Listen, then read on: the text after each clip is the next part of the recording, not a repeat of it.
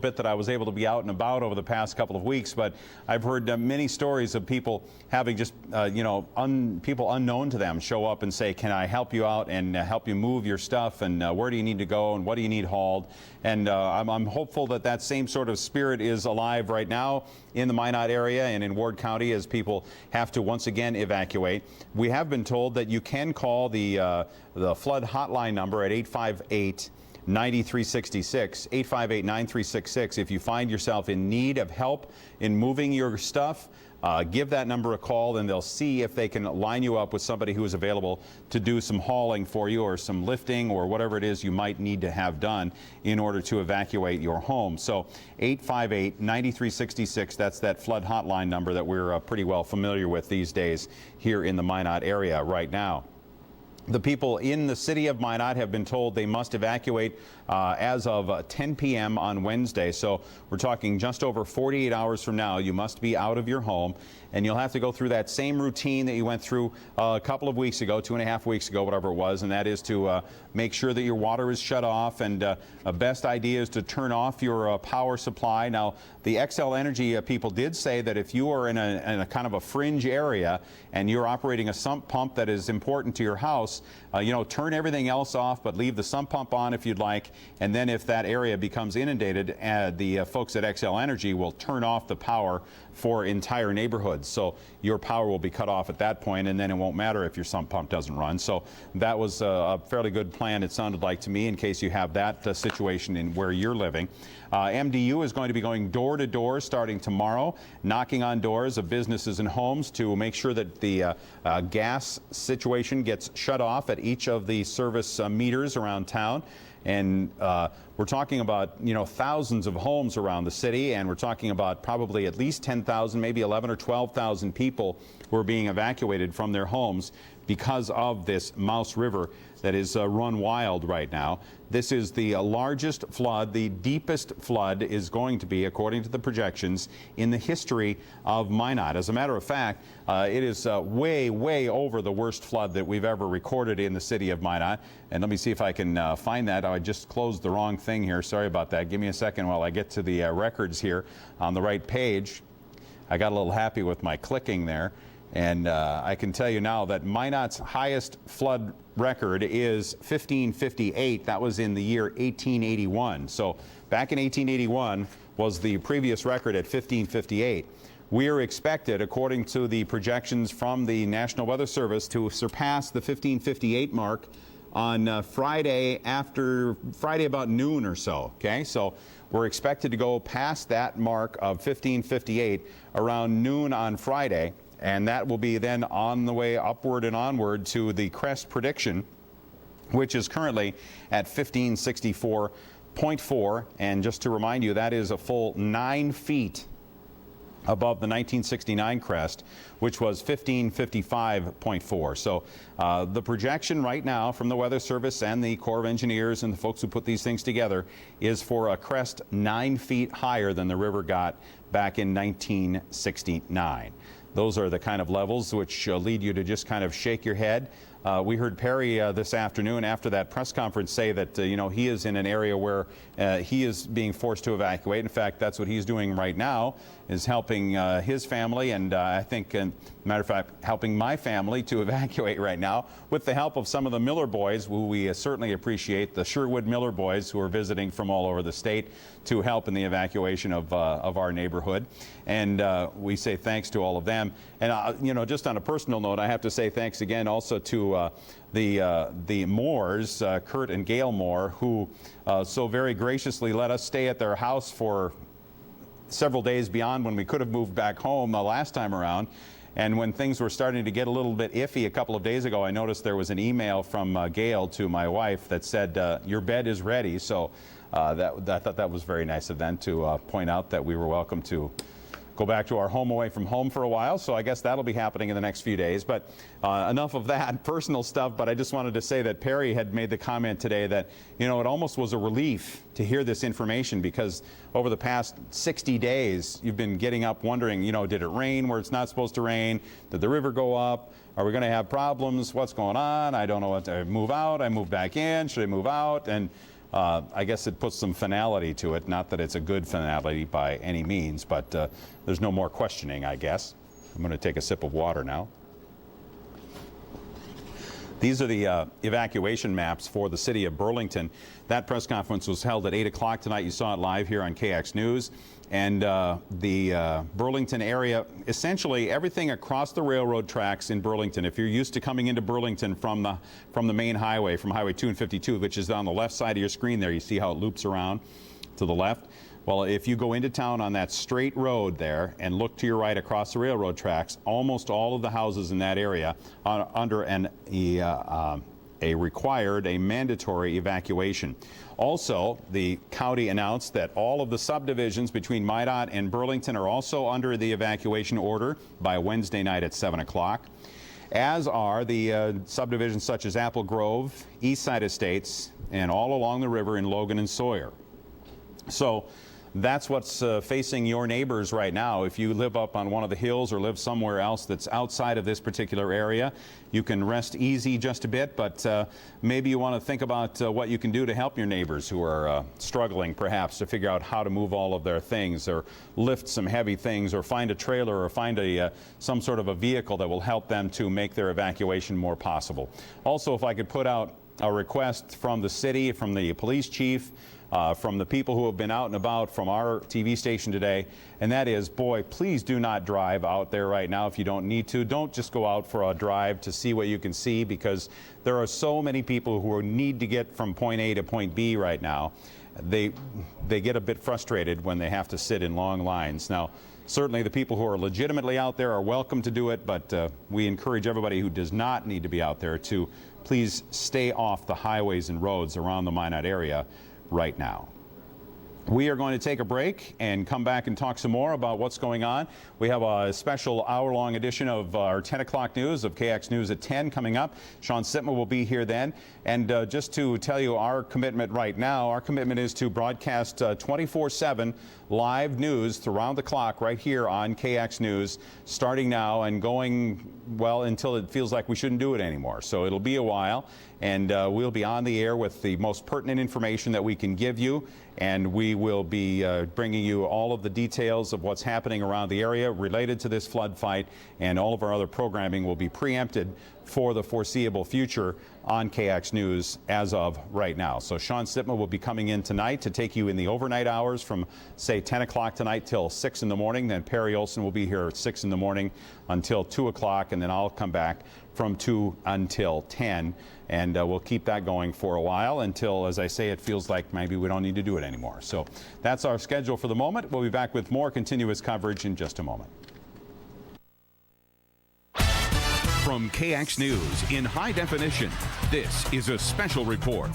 Flood Fight 2011. We are going to become a lake.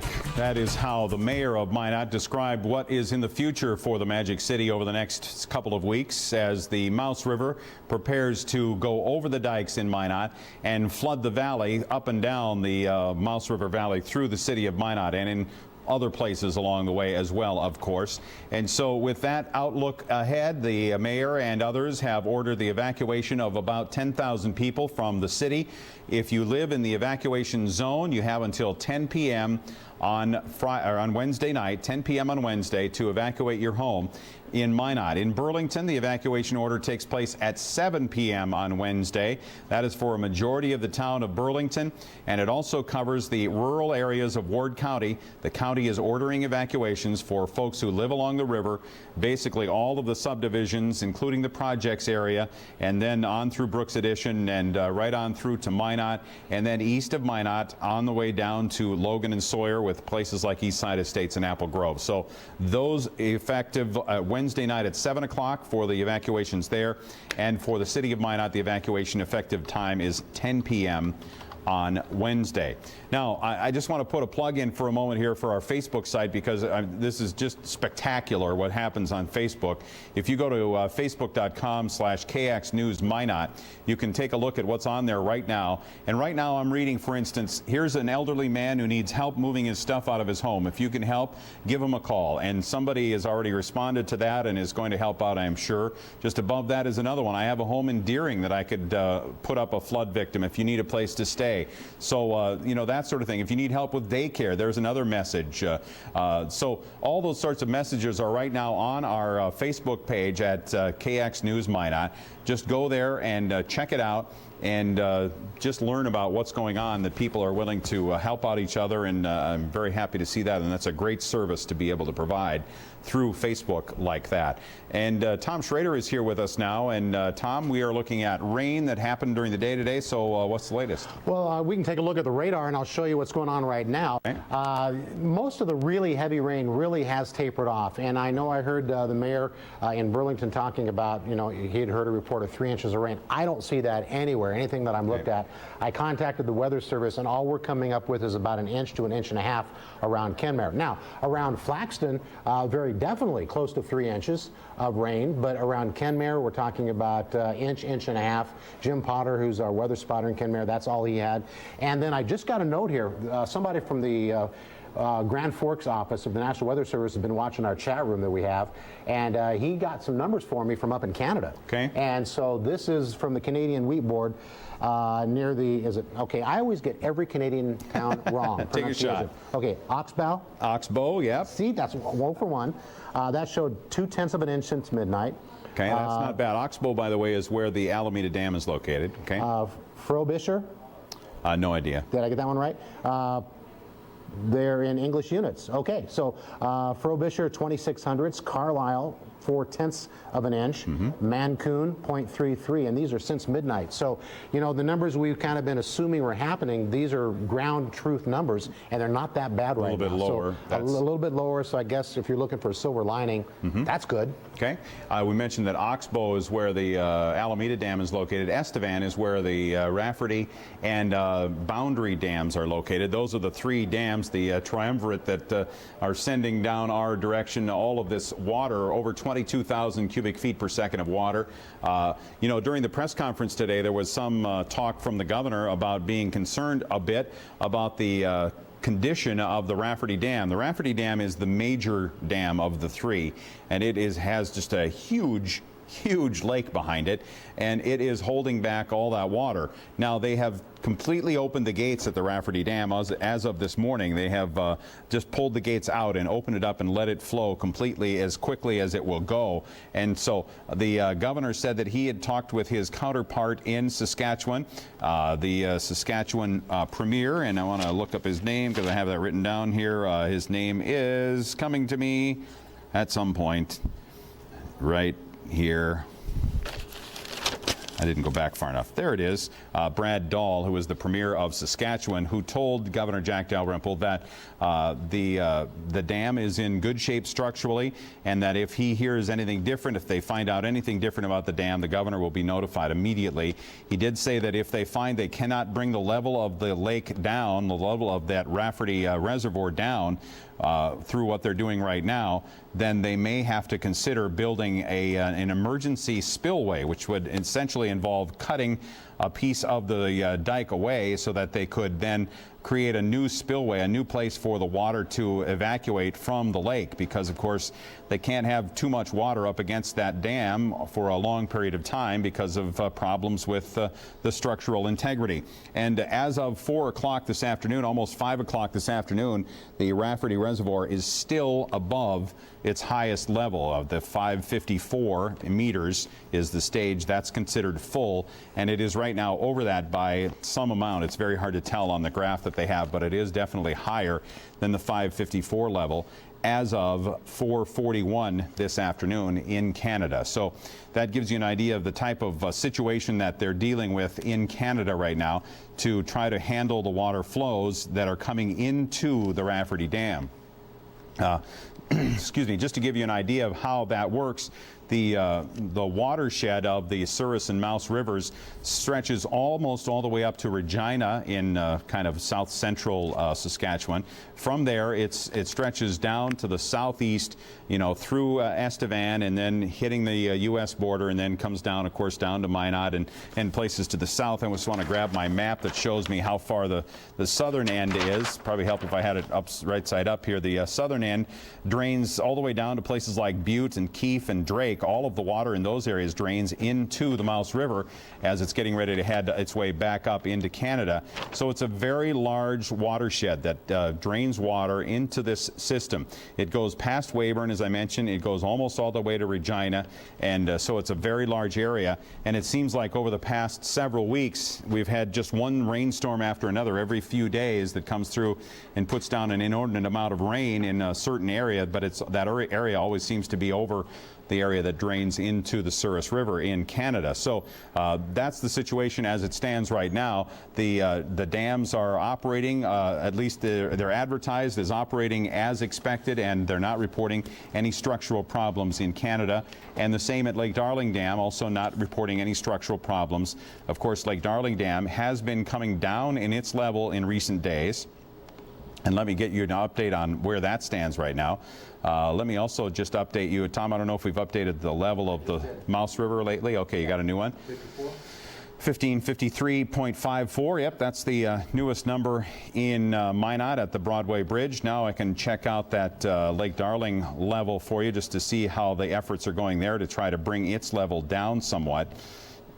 Its most recent reading is at 8:15 p.m. and that's at 1599.52, and so that's a full 2 feet below its full level of 1601.5. So there is about 2 feet of storage available right now at Lake Darling, and that's something that they're trying to do and trying to increase over time to try to have as much storage as possible available there for all this water that's coming down from Canada. However, there was no sugarcoating the message today from the people who are in charge of this. Of course, Mayor Kurt Zimbelman is among them, and the leader of the group that has been keeping us updated with all the information in recent weeks. He came out and said that we're looking at a crest projection that is just way over what anybody might be able to consider as a possibility up until today. And the mayor talked about that, and we also heard from some of the other folks today in a late afternoon press conference. Here's the story that Perry Olson put together about that. It's not a question of if anymore. Minot will flood. It will displace thousands, shut down the heart of the city for weeks, and inundate thousands of homes in a way never seen before. We could have some really catastrophic type of event here, and it will be. There's not much of a doubt.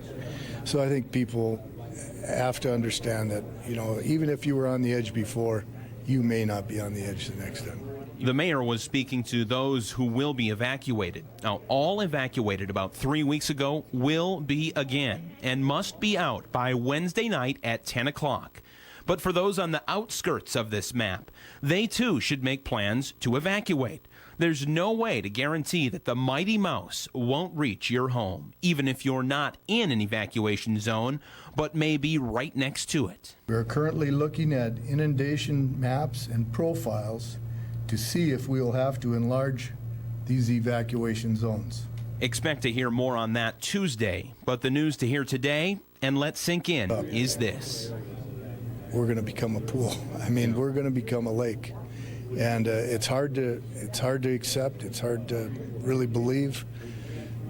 But I have some real concerns. Concerns that will become reality. Flows of 17,000 CFS. That's more than 3 times the record amount before this year from the Lake Darling Dam on Wednesday will reach Minot sometime Thursday, Friday, or the weekend. And the emergency levee system will be topped. All city bridges will be closed at these levels except for Broadway Bridge. We plan to keep Broadway open. Secondary dike work will hopefully keep it open as a major north-south route along with the west bypass. More infrastructure news. The water system in Minot will be put to the test. Alan Walter spoke to the need for conservation over the entire duration of this flood. You need to think about what you're doing when you're taking your showers and baths and washing clothes and all that stuff. The city will be down to one aquifer. Walter says it can do the job, but conservation is a must.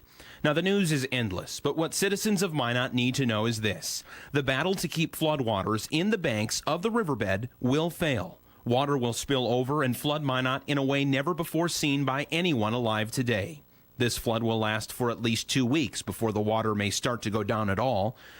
This will be long. It will be devastating. It will change thousands of lives. An example of just how high the mouse will rise comes from Sean Sitma's story from Sunday. Now, this marker indicates the level of the 1969 flood just east of Oak Park. We'll match this and cover it with an additional 7 feet of water. In Minot, Perry Olson, KX News. And we'll be back with more in just a moment. From KX News in high definition, this is a special report. Flood Fight 2011.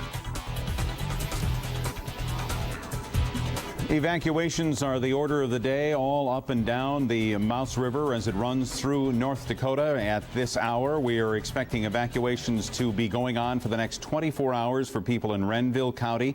That's the Mouse River Park area and others who live along the river, along the valley there in Renville County. Those evacuations were ordered this morning, effective tomorrow night. Then the evacuation area moves downstream to the Burlington area Wednesday night at 6 o'clock. I think I had said 7 o'clock earlier, and I apologize for that. I must have misheard the mayor when he spoke, but I was just handed a piece of paper with his comments from the Burlington press conference, and it says 6 p.m. So let me just look back real quick at my notes and see if I am just remembering wrong or if I just heard wrong. Well, I wrote down Wednesday at 7 p.m. Regardless, Wednesday night is the time for the evacuations for the folks in Burlington. That's a majority of the city of Burlington, and there also are evacuation orders that affect the folks who live in the areas between Burlington and Minot, and then downstream of Minot in Ward County. So if you live along the river in any of those developments, you are under a mandatory evacuation for Wednesday night in that supper hour, we'll call it, 6 or 7 o'clock on Wednesday night. Now, the evacuations then go down to the city of Minot, where Wednesday at 10 p.m. is the deadline for you if you live inside any of the evacuation zones in Minot. And we can take a look maybe at that map that shows you the evacuation zones, which is, you remember these numbers, 1 through 9. We had all of them being evacuated simultaneously 2.5 weeks ago, and then there was kind of a step ladder effect of people moving back in parts of 1 and 2 and 3 and 4 and that sort of thing. But at this point in time, we're not talking about moving back in, we're talking about moving out, and everybody inside the evacuation zone all along the river valley through Minot will have to be out by 10 o'clock on Wednesday night. That evacuation notice came this afternoon in a press conference at 4 o'clock that we just talked about. Also, throughout the day, you've heard some of the city officials talk over the past couple of weeks about how these projections and guesses from the Corps of Engineers and other groups seem to change almost every day, and they never seem to change for the better. They always seem to change for the worse. Well, today was a good example of that, where the numbers that the officials were working with changed about 3 times, maybe even more than that, but they started out expecting about 17,000 CFS. Then at about mid-morning, we got the news that it was going to be more like 22 or 23,000 CFS coming from the Canadian dams. And so they decided to increase the flows from Lake Darling up to as high as 15,000 CFS. Then later in the day, we were told that Lake Darling was going to go to 17,000 CFS. And now by the end of the day tonight, we were told that Lake Darling is going to go to 18,700 CFS next Monday. And that is expected to maintain until July 2nd, when they may be able to bring the discharges down. May, I suppose, is the operative word here again, because that is just today's estimate, not tomorrow's estimate. Tomorrow's estimate could be different. So that's what's causing the issue with the water in Minot and Burlington and all the other points along the river, is that high level of flow coming out of Lake Darling. So 18,700 CFS. And we showed you the chart that is the hydrograph from the Minot Broadway Bridge before, and here it is once again. You can see the green line is what indicates the projected, what they think is going to happen over time in the future.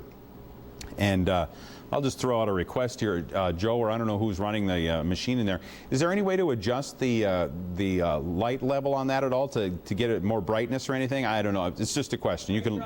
Okay, you're going to try. All right, I appreciate it. It's just a little bit dark, but this shows you the hydrograph for Minot Broadway Bridge, and the green dots are the projections for the future, what they think is going to happen. And you'll notice that we're expecting the lake, or the river level rather, to stay fairly constant for the next couple of days, a fairly slow rise, I guess I should say, for the next couple of days. And then starting on Thursday, we expect to see that slow rise give way to a kind of a meteoric rise Thursday night into Friday morning.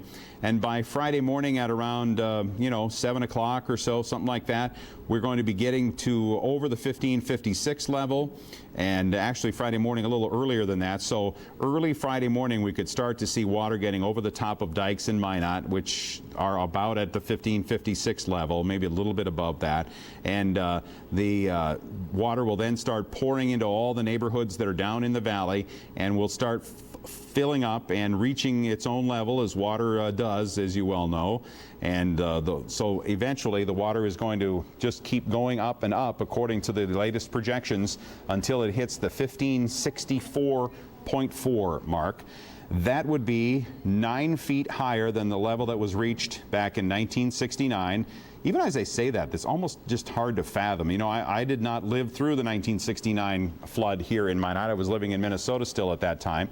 But I've seen the videotape of it. In fact, I wonder if we still have in our machine in the control room the video that we have of the 1969 flood. Do you guys have time to check that out, going back to about May 31st, I think, that would have been sent in there?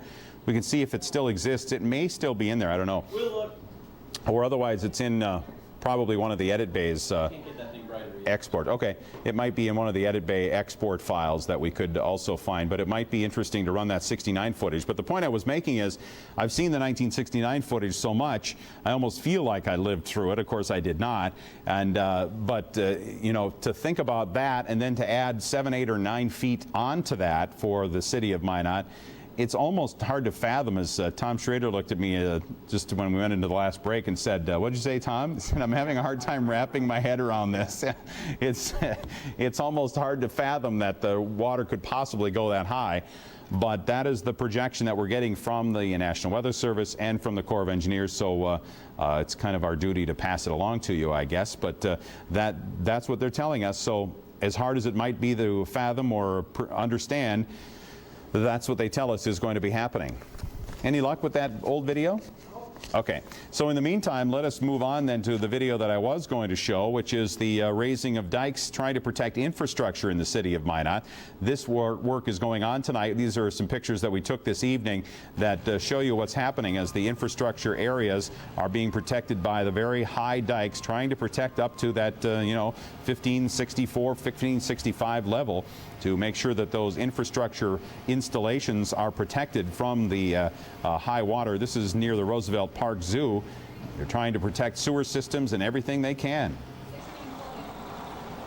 Well, right now we're trying to build up a 6 to 8 foot berm around this lift station here by the zoo. And so far it's taken us quite a few hours to do it. We've already had, I want to say, 5 or 6 side dumps come in and look at the dump off. Hoping they've got enough here to do some more. So you get a look at what's been going on in the area along the Mouse River through Minot to try to protect against the rising waters of the river. And the city is doing what it can. Now, they also are putting up dikes in the area around Sammy's Pizza in an effort to keep that North Broadway Bridge open. Actually, the bridge itself, of course, would never be closed. That's what, about 40 feet above the river. But the area, they want to keep North Broadway open, and so that area where water can tend to cause problems by Sammy's Pizza at 4th Avenue, they are going to be doing some diking in that area to try to keep that main north-south thoroughfare open to traffic throughout this flood event in Minot. We haven't received any word yet if there's any work going to be done to try to protect the All Seasons Arena complex, the State Fair complex. Unknown at this point about what is happening in that area. Now let's roll some of the video that we have from 1969 and see who in the audience can remember what this was like. if I remember right, is that Magic City? No, it can't be Magic. Is that Ramstead? Yeah, Ramstead Middle School from 1969. And you see some of the other areas around town with the water. Now, this was back when the Mouse River was a much more winding river coming through town. One of the things done in the flood control project was to channelize the river and to get rid of some of the loops. And so that has helped to move the water through more quickly. But you can see the flooding in the Perkett Middle School area there. And just look at those homes that are you know, just little islands out there in the middle of the water. Now, think of that and add 9 feet of water to that. That would put the water up to the roof almost. And, you know, we would just see rooftops according, if those predictions are correct. So that's what we're looking at for the city of Minot here now in the next, week, 2 weeks, 3 weeks, however long this misery goes on. And really, earlier today, I think I described it as just kind of a slow motion water torture, which is just what has been going on. And we're kind of starting to hit the climax of that here now over the next 5 or 6 days.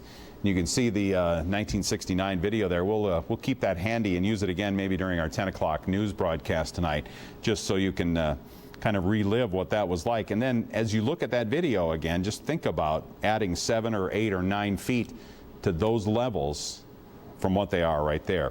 So let's say that you are now facing the fact that you have to evacuate. So what kind of things should you do? What could you do to prepare your home? We have a graphic that might help you to get some ideas about what you can do. And of course, you want to turn off your electricity and water, and then the gas company will turn off the gas supply.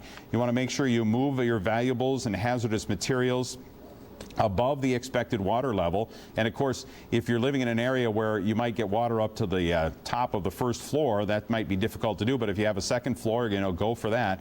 Make sure fuel tanks are anchored down, and also plug your basement floor drains. Now, I hope that you've already done that. That should have been done weeks ago. Also, remove or prepare your appliances by shutting off at the fuse box or the breaker panel. And also consider removing even your furnace, but for sure, make sure you disconnect the gas and electricity from it. Air conditioner should be left alone, they say. You might want to consider removing the water heater as a possibility. Water pressure can break basement windows, so you may want to remove or open those windows if flooding is imminent. Now, there's a piece of information that is a good one to remember. Consider opening up your basement windows to relieve the pressure. Water pressure also can damage basement walls, and that can be done because of the saturation of the soil. So there's not much you can probably do about that at this late date.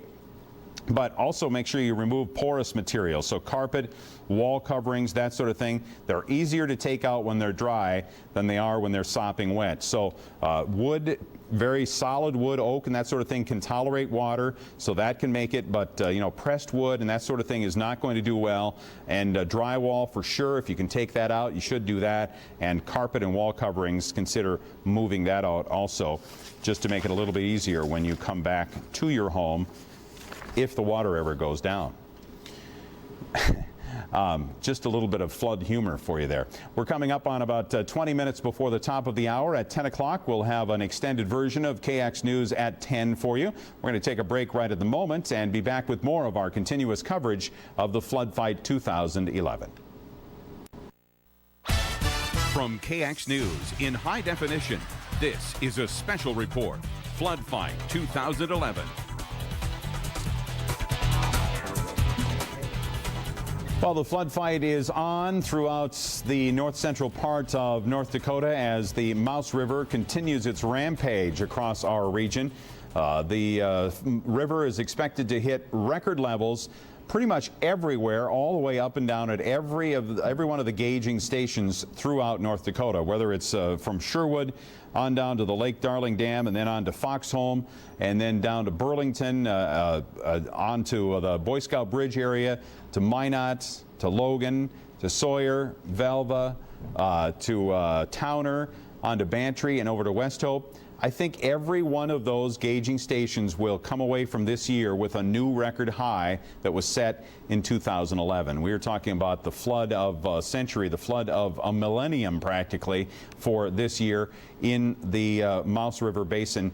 in the United States. Of course, it starts as the Souris River in Canada, where it is gaining steam and still is pouring tons and tons, record amounts of water into the Rafferty Reservoir, as well as the Alameda Reservoir and the Boundary Reservoir. And those three dams are now releasing some 22,000 cubic feet per second of water. And all of that water is headed downstream to the United States, causing these problems.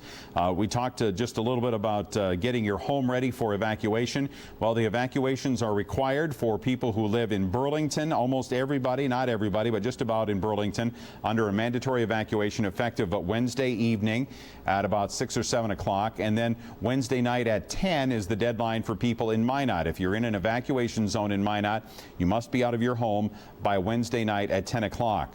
Then, by my calculations, on Thursday night, early Friday morning, the dike system in Minot will start to be not enough to hold back the Mouse River. That's when the level is expected to go over the 1556 mark and keep moving up. And then from that point, Friday morning on through to Monday in the middle of the day, we are looking at a 3-day period with an 8.5-foot rise in the Mouse River in Minot projected. That is just an incredible amount of rise in the river, especially when you're up at these high levels where the water spreads out over a longer and wider distance, and so it becomes more difficult for the river to record another foot higher on the gauge.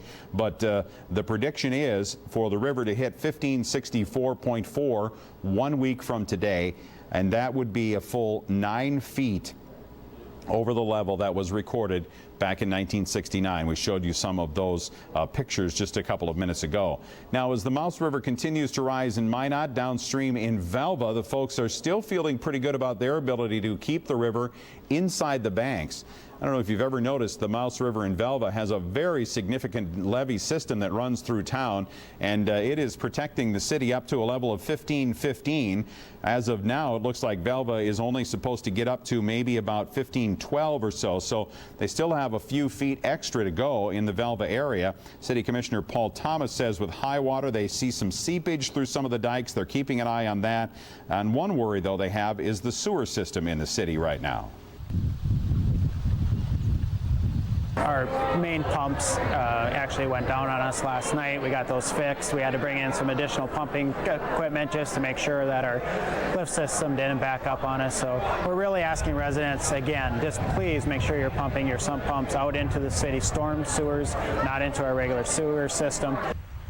And that's something that is being stressed, all the way up and down the river system. That is, make sure any sump pump you're operating is exporting the water into the storm sewer system, not into the sanitary sewer system. So get it outside your house into the street, or if you're near the river, get it into the river so that you don't risk overloading the sanitary sewer system and causing sewer backups for somebody in your area. So that's the latest for you from the Velva area, where things are looking pretty good. It's kind of the bright spot along the river right now this year for the folks who live along the Mouse River. Let's talk some more water. And somewhere in my pile of stuff here it is right here, we are being asked to conserve water in the city of Minot, but that's not the only place. The folks, Dean Leonard's over at the Ward County Flood Emergency Center, says that the city of Minot, the city of Burlington, Kenmare, Berthold, and West River and North Prairie rural water users are all being requested to curtail water use, to cut back on water use as much as possible because of the problems with the water system. The problem in Minot is that the city's main aquifers, the Sundre aquifers, are located in the Bison Plant area, which is out by KOA Campground. Okay, so that's where the water comes from that the city uses for its drinking water. However, those wells are now underwater and their control boards are underwater as well, and so those are now inaccessible to the city. And so the backup aquifer is being used, the Minot aquifer, and that has a smaller capacity and can't keep it up for quite as long. And so Alan Walter, the city public works director, is asking us all to conserve water. That's if you are in Minot, Burlington, Kenmare, Berthold, West River, and North Prairie. Please conserve water where possible to try to preserve the water supply throughout this flood event that is going on and will be going on for quite some time. There was one other item here I wanted to look at, and okay, and that was the evacuation. I guess I had talked about that at Renville County. That is for Mouse River Park, an evacuation order for Tuesday night for the folks who are living along the Mouse River in Renville County. So keep that in mind as well. Now, let us go to our next piece of video, which is Catherine Ross, who was out today. She was checking in on people who are deciding to evacuate after maybe thinking at the beginning of the day they might try to fight this thing out, and then some other folks who are still trying to keep fighting as long as possible. And here's her story. With new reports of up to 17,000 cubic feet per second pouring out of Lake Darling by Thursday, for some, resistance is turning to resignation. We started out the day with the plans of sandbagging and building up the dike system around the area, and everyone kind of gave up, and we're just moving. Everyone's just moving out now. Under the worst of circumstances, people around here have gotten pretty efficient on the assembly line, moving precious cargo back and forth as predictions change. About 2 weeks ago, we had a big crew here and moved everything out and moved everything back, or started moving back in this last weekend, and now we're moving it all back out again. Between Minot and Burlington, it's become every man for himself, unless you find your way to this happy group of volunteers. Sandbagging through a downpour, a last-ditch effort for Brooks Addition and the Robinwood neighborhood. There's always hope. They're digging in as some head for higher ground and others hope for a miracle. Hopefully we can salvage our house, and just have to see what happens from there. You don't know. It might be enough just to save one house to a whole neighborhood. You don't give up. Resignation, resistance, and resiliency, all coming together as we ride out this dark hour. Catherine Ross, KX News. And so all across the river valley, the story is being repeated. People are getting in there and moving out. I want to remind you to make use of our Facebook page if you're so inclined. You can go to facebook.com/KXNewsMinot, and I'm finding some very good things out there right now. You can get on there and find out about perhaps people who could use your help in their evacuation effort. I've seen a lot of messages like that saying that we know a gentleman who needs help in evacuation, or you might also find messages from people who say that I can come and help if you need the help. I also saw something on here that said we have some daycare that's available if you need daycare. And so that was pretty interesting pieces of information that you'll find on our Facebook page right now. We're getting close to the 10,000 number for the number of people who have clicked whatever the heck it is that they do to friended us. Yeah, Sean is here, by the way. He's going to be taking over for me. I only have 6 more minutes to go, and I think my voice is going to make it. So anyway, the 1969 flood video, I had a request to put that up here again, and I think that they're thinking it might be available on YouTube, but if not, when I get off of the place right here, when I get off the set, I'll run into the edit bay and put that up. Here is the 1969 video again for you just to look at. We're in the process of uploading it right now to Facebook. Okay, good. So it will show up on Facebook pretty soon, so you'll be able to see this 1969 video. The Mouse That Roared was what it was called back then. This is part of that video, I think, or at least there was a famous documentary that was put together by the famous CBS newsman, whose name is now going to escape me. But this is actually our video that we shot. Okay. So this is the old KX file. Film. It's not video, Sean. That's right. That's right. Film. This is film. And on the, again, I said, okay, look at this, and then picture 8 or 9 more feet of water on the top of that is what they're being, what we're being told is going to be happening over the next week or so. So this is that 1969 video that, again, you'll be able to see on our Facebook page over the next little while. There's Corbett Field. There's the grandstand right there at Corbett Field behind home plate.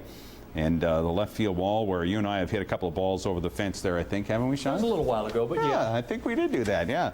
And there is a look at the State Fair Center right there out in that area.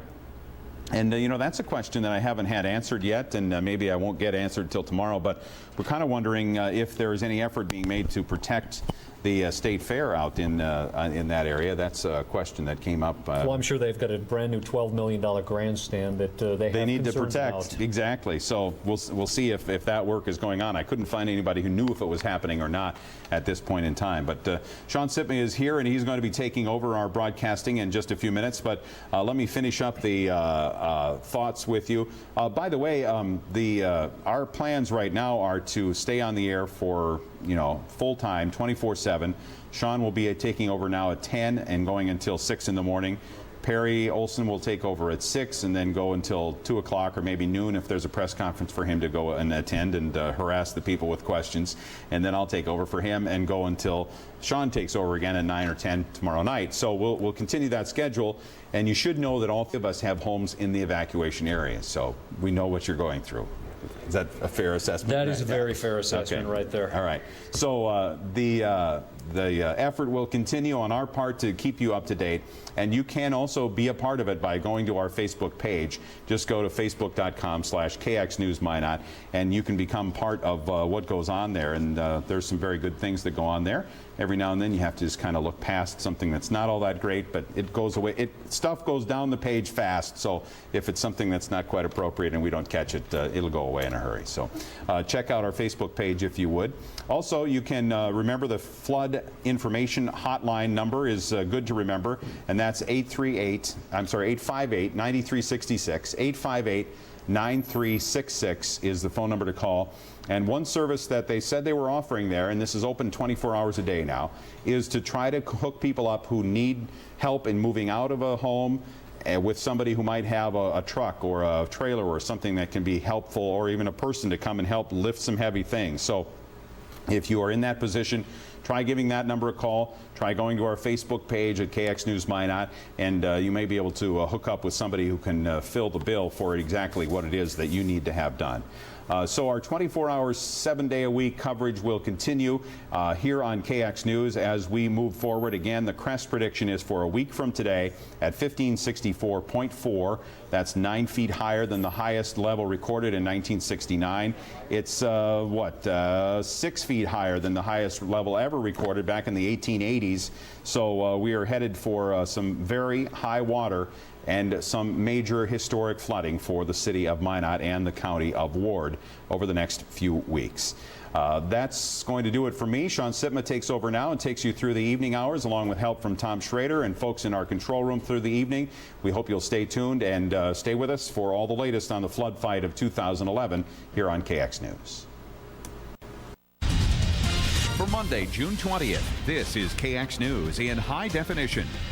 7 feet higher than the flood of '69. That's the latest dire prediction for the worst flood in Minot's history. Plus, an executive order from the governor, mandatory evacuations for the city of Burlington, and find out how the city is protecting its infrastructure against the worst of the flood water.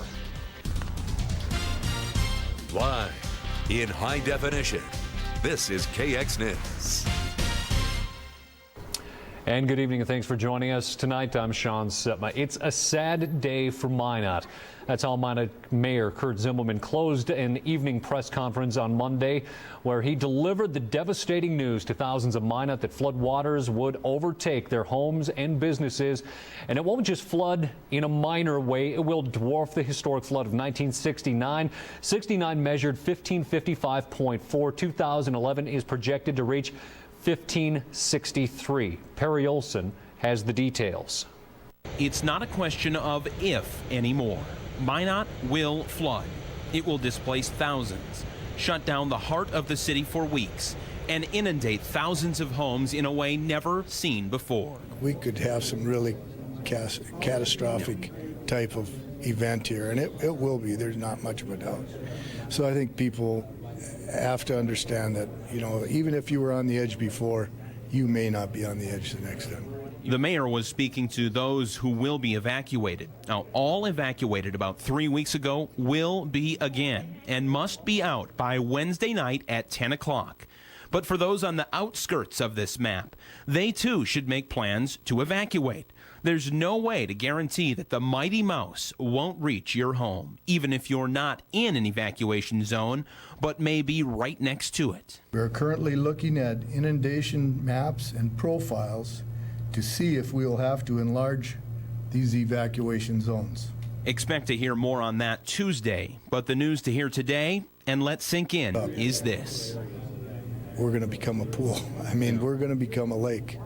And it's hard to accept, it's hard to really believe, but I have some real concerns. Concerns that will become reality. Flows of 17,000 CFS. That's more than 3 times the record amount before this year from the Lake Darling Dam on Wednesday will reach Minot sometime Thursday, Friday, or the weekend. And the emergency levee system will be topped. All city bridges will be closed at these levels except for Broadway Bridge. We plan to keep Broadway open. Secondary dike work will hopefully keep it open as a major north-south route along with the west bypass. More infrastructure news. The water system in Minot will be put to the test. Alan Walter spoke to the need for conservation over the entire duration of this flood. You need to think about what you're doing when you're taking your showers and baths and washing clothes and all that stuff. The city will be down to 1 aquifer. Walter says it can do the job, but conservation is a must. Now, the news is endless, but what citizens of Minot need to know is this. The battle to keep floodwaters in the banks of the riverbed will fail. Water will spill over and flood Minot in a way never before seen by anyone alive today. This flood will last for at least 2 weeks before the water may start to go down at all. This will be long. It will be devastating. It will change thousands of lives. An example of just how high the Mouse will rise comes from Sean Sitma's story from Sunday. Now, this marker indicates the level of the 1969 flood just east of Oak Park. We'll match this and cover it with an additional 7 feet of water. In Minot, Perry Olson, KX News. And since at that time the story was completed, actually that crest has gone up even a little more. It's gone from 1563 to 1564.7, so add another 1.7 feet from Perry's earlier story. Now, an executive order from the governor was issued today to enforce the first mandatory evacuations of Burlington this spring. Sandbagging efforts will continue in Burlington, where volunteers are still needed, but the evacuation order in Burlington will stand. After 6 p.m. Wednesday, evacuated homes will be marked, and no one will be allowed back into their homes without an escort. For the safety of all involved, officials will enforce the executive order on that evacuation. Sheriff Steve Kukowski says he knows that people don't want to leave their homes because they are because that's their most prized possession. But if they stay and rescue personnel have to come and get them or evict you, it will put them into harm's way as well. Now let's go ahead and check on those river levels here from around the region. Tom, if we can bring those up, taking a look at the latest river readings from around the Mouse River. In and around, I think we're going to be starting up at Sherwood here. I see his computer has actually just locked up as he's trying to load that. Here we go. We've actually got it. Here we go. We'll come back to that video in just a moment, but here's the latest river readings from around the Mouse River right now. And again, these levels are going to continue to increase significantly over the next week. Right now at 22.91 feet and rising, forecasted to hit that 26.6 mark. That's a week from today. As we move down to Foxholm, that is on the Des Lacs River. That river is going up once again because of recent rainfall at 10.3 inches. That was the highest it ever reached. April of 1979 was actually at 21.23 feet in the Lake Darling Dam as those Canadian flows continue to pour down from Canada, currently sitting at 1599.52 and increasing that flow right now. Outflow is sitting at 9,000 CFS and is going to continue to increase to right around to that 17,000 mark as those outflows push higher and higher down the road. In Burlington, again, that Des Lacs River at 23.36 inches, again increasing. The highest it was back on June 2nd was just on that 24 mark. East of Foxholm on the Mouse River, 17.59 inches. The highest is expected to hit actually, it's forecasted to hit that 20.1 mark June 26th. That's just about 3 feet higher than it was on June 11th. As we work our way down to the northwest, reading northwest of Minot at the Boy Scout Bridge, 21.15 inches. That forecast is expected to hit it's expected to hit 23.7 feet on June 27th. And then again, the Broadway Bridge, this is the reading mark that we've been hearing about all day long. increasing again, heading for that 1564 mark on June 27th. Again, 1564.4. Down on Sawyer, we can see that the reading is still increasing down there, 24.34, expected to crest around that 27.1 mark, and then again at Logan, 37.2. We haven't had a reading there for a little bit, but I'm sure we'll get an update on that. In Velva, 1508.65, heading for that forecasted run of 1511.3. Again, a week from today. A lot of these flows are going to be working on the 27th of June, so that's kind of our mark. Towner dropping a little bit, but I'm sure some of this water makes its way down that way. We'll see some of those levels go up a little bit at 56.85 right now. Bantry at 14.78, and then at West Hope, our final stop on the Mouse River, increasing again at 19.05 feet. So, Tom, water seems to be the issue today, and we saw another set of rain showers at least go through Minot. We're not so worried about Minot. If the water comes in right here in the Magic City, it tends to go into the river and then goes downstream a little bit. And I'm not saying for Logan or that's any good, but what's been hurting us badly right now, what's going to hurt us very badly is the rain up in Canada that has just been pouring. Well, you know, I actually have some pretty good news here.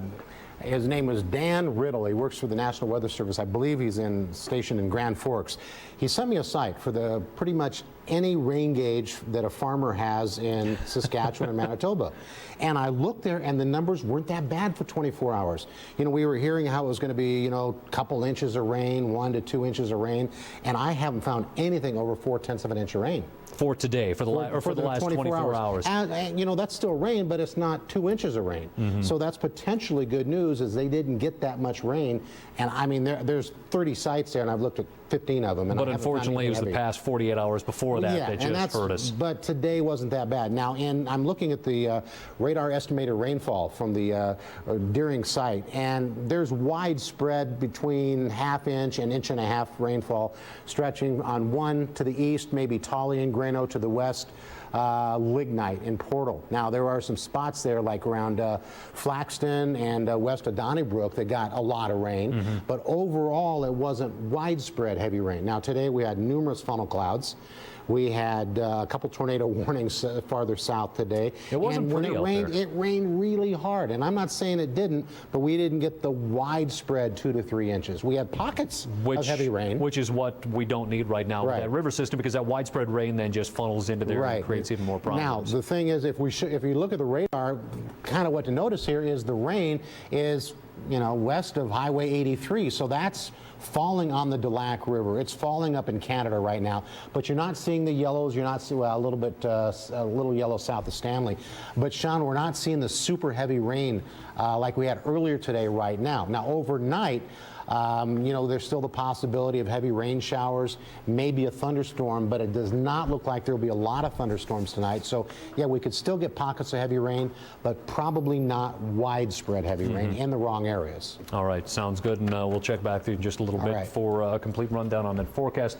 Mike, we're going to go back to some of that video from that Burlington story that we ran just a little bit about.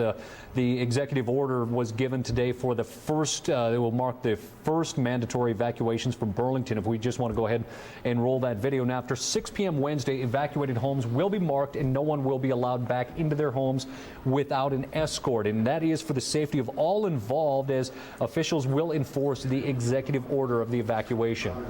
Prized possession. But if you stay and rescue personnel have to come and get you or evict you, you put them in danger as well. And evacuated people are welcome to return to Sandbag, as their fight will continue as long as possible. But when the city sirens sound, everyone will need to leave town. On the dike when we're in danger. When it gets too close, I mean, everybody's life is more important than anybody's house. The dikes through town, while we may keep building, we may keep providing that extra level of protection and elevation, they're going to see stresses that they have never seen before.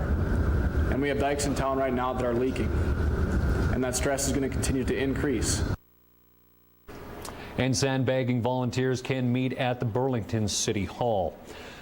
Now, while the city of Minot has given up on raising the dikes, there is still infrastructure they are trying to protect from the flood water. Crews were asked to stop working on the dikes and start focusing on the city structures such as pump and lift stations, the water treatment plant, the city hall, and the different schools. Just east of Roosevelt Park Zoo is just one of the lift stations the city is trying to protect. And while everything around it may be underwater, city officials, their goal is to protect the sewer system and everything else that they can. We're trying to build up a 6 to 8 foot berm around this lift station here by the zoo. And so far it's taken us quite a few hours to do it. We've already had, I want to say, 5 or 6 side dumps come in and look to dump off.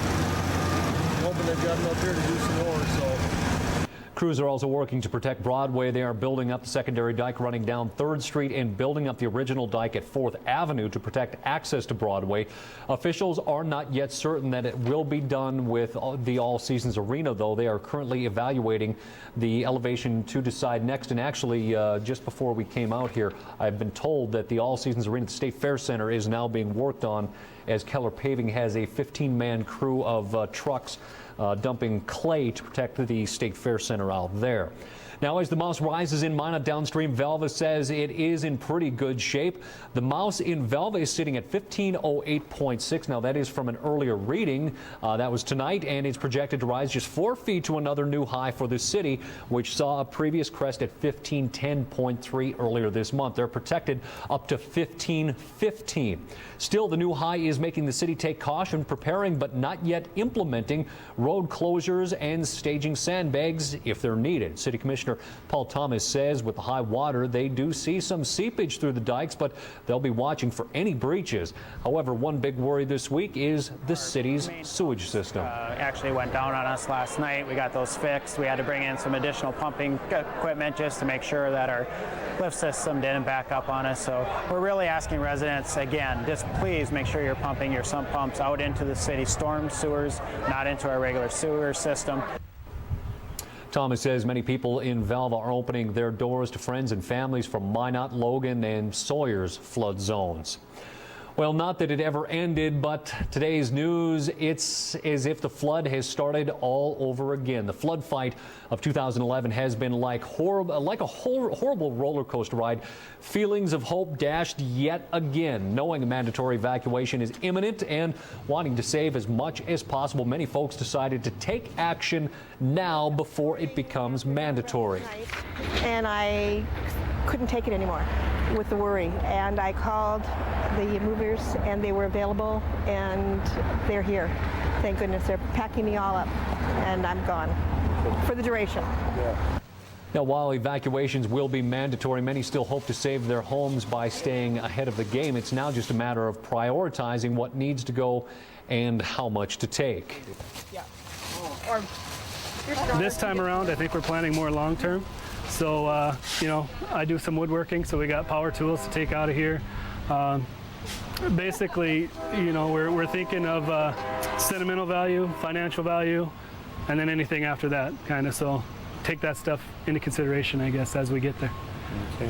And it certainly is going to be a long few days until those mandatory evacuations come on Wednesday. Now, thousands of people will be evacuating this week, probably thousands more than the 10,000 who originally left their homes nearly 3 weeks ago. But today, Catherine Ross visited some neighborhoods where not everyone is giving in to Mother Nature just yet. With new reports of up to 17,000 cubic feet per second pouring out of Lake Darling by Thursday, for some, resistance is turning to resignation. We started out the day with the plans of sandbagging and building up the dike system around the area, and everyone kind of gave up and we're just moving. Everyone's just moving out now. Under the worst of circumstances, people around here have gotten pretty efficient on the assembly line, moving precious cargo back and forth as predictions change. Well, 2 weeks ago, we had a big crew here and moved everything out and moved everything back, or started moving back in this last weekend, and now we're moving it all back out again.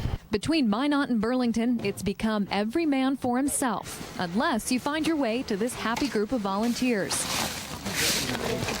Sandbagging through a downpour, a last-ditch effort for Brooks Addition and the Robinwood neighborhood. There's always hope.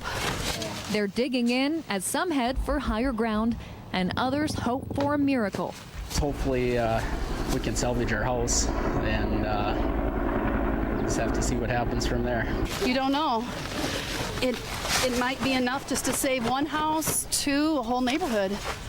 You don't give up. Resignation, resistance, and resiliency all coming together as we ride out this dark hour. Catherine Ross, KX News. These hours turning to days, possibly weeks, as the mouse is expected to hit that 1564.4 on June 27th. We just want to remind everyone to make sure to check out our Facebook page, and that is facebook.com/KXNewsMinot.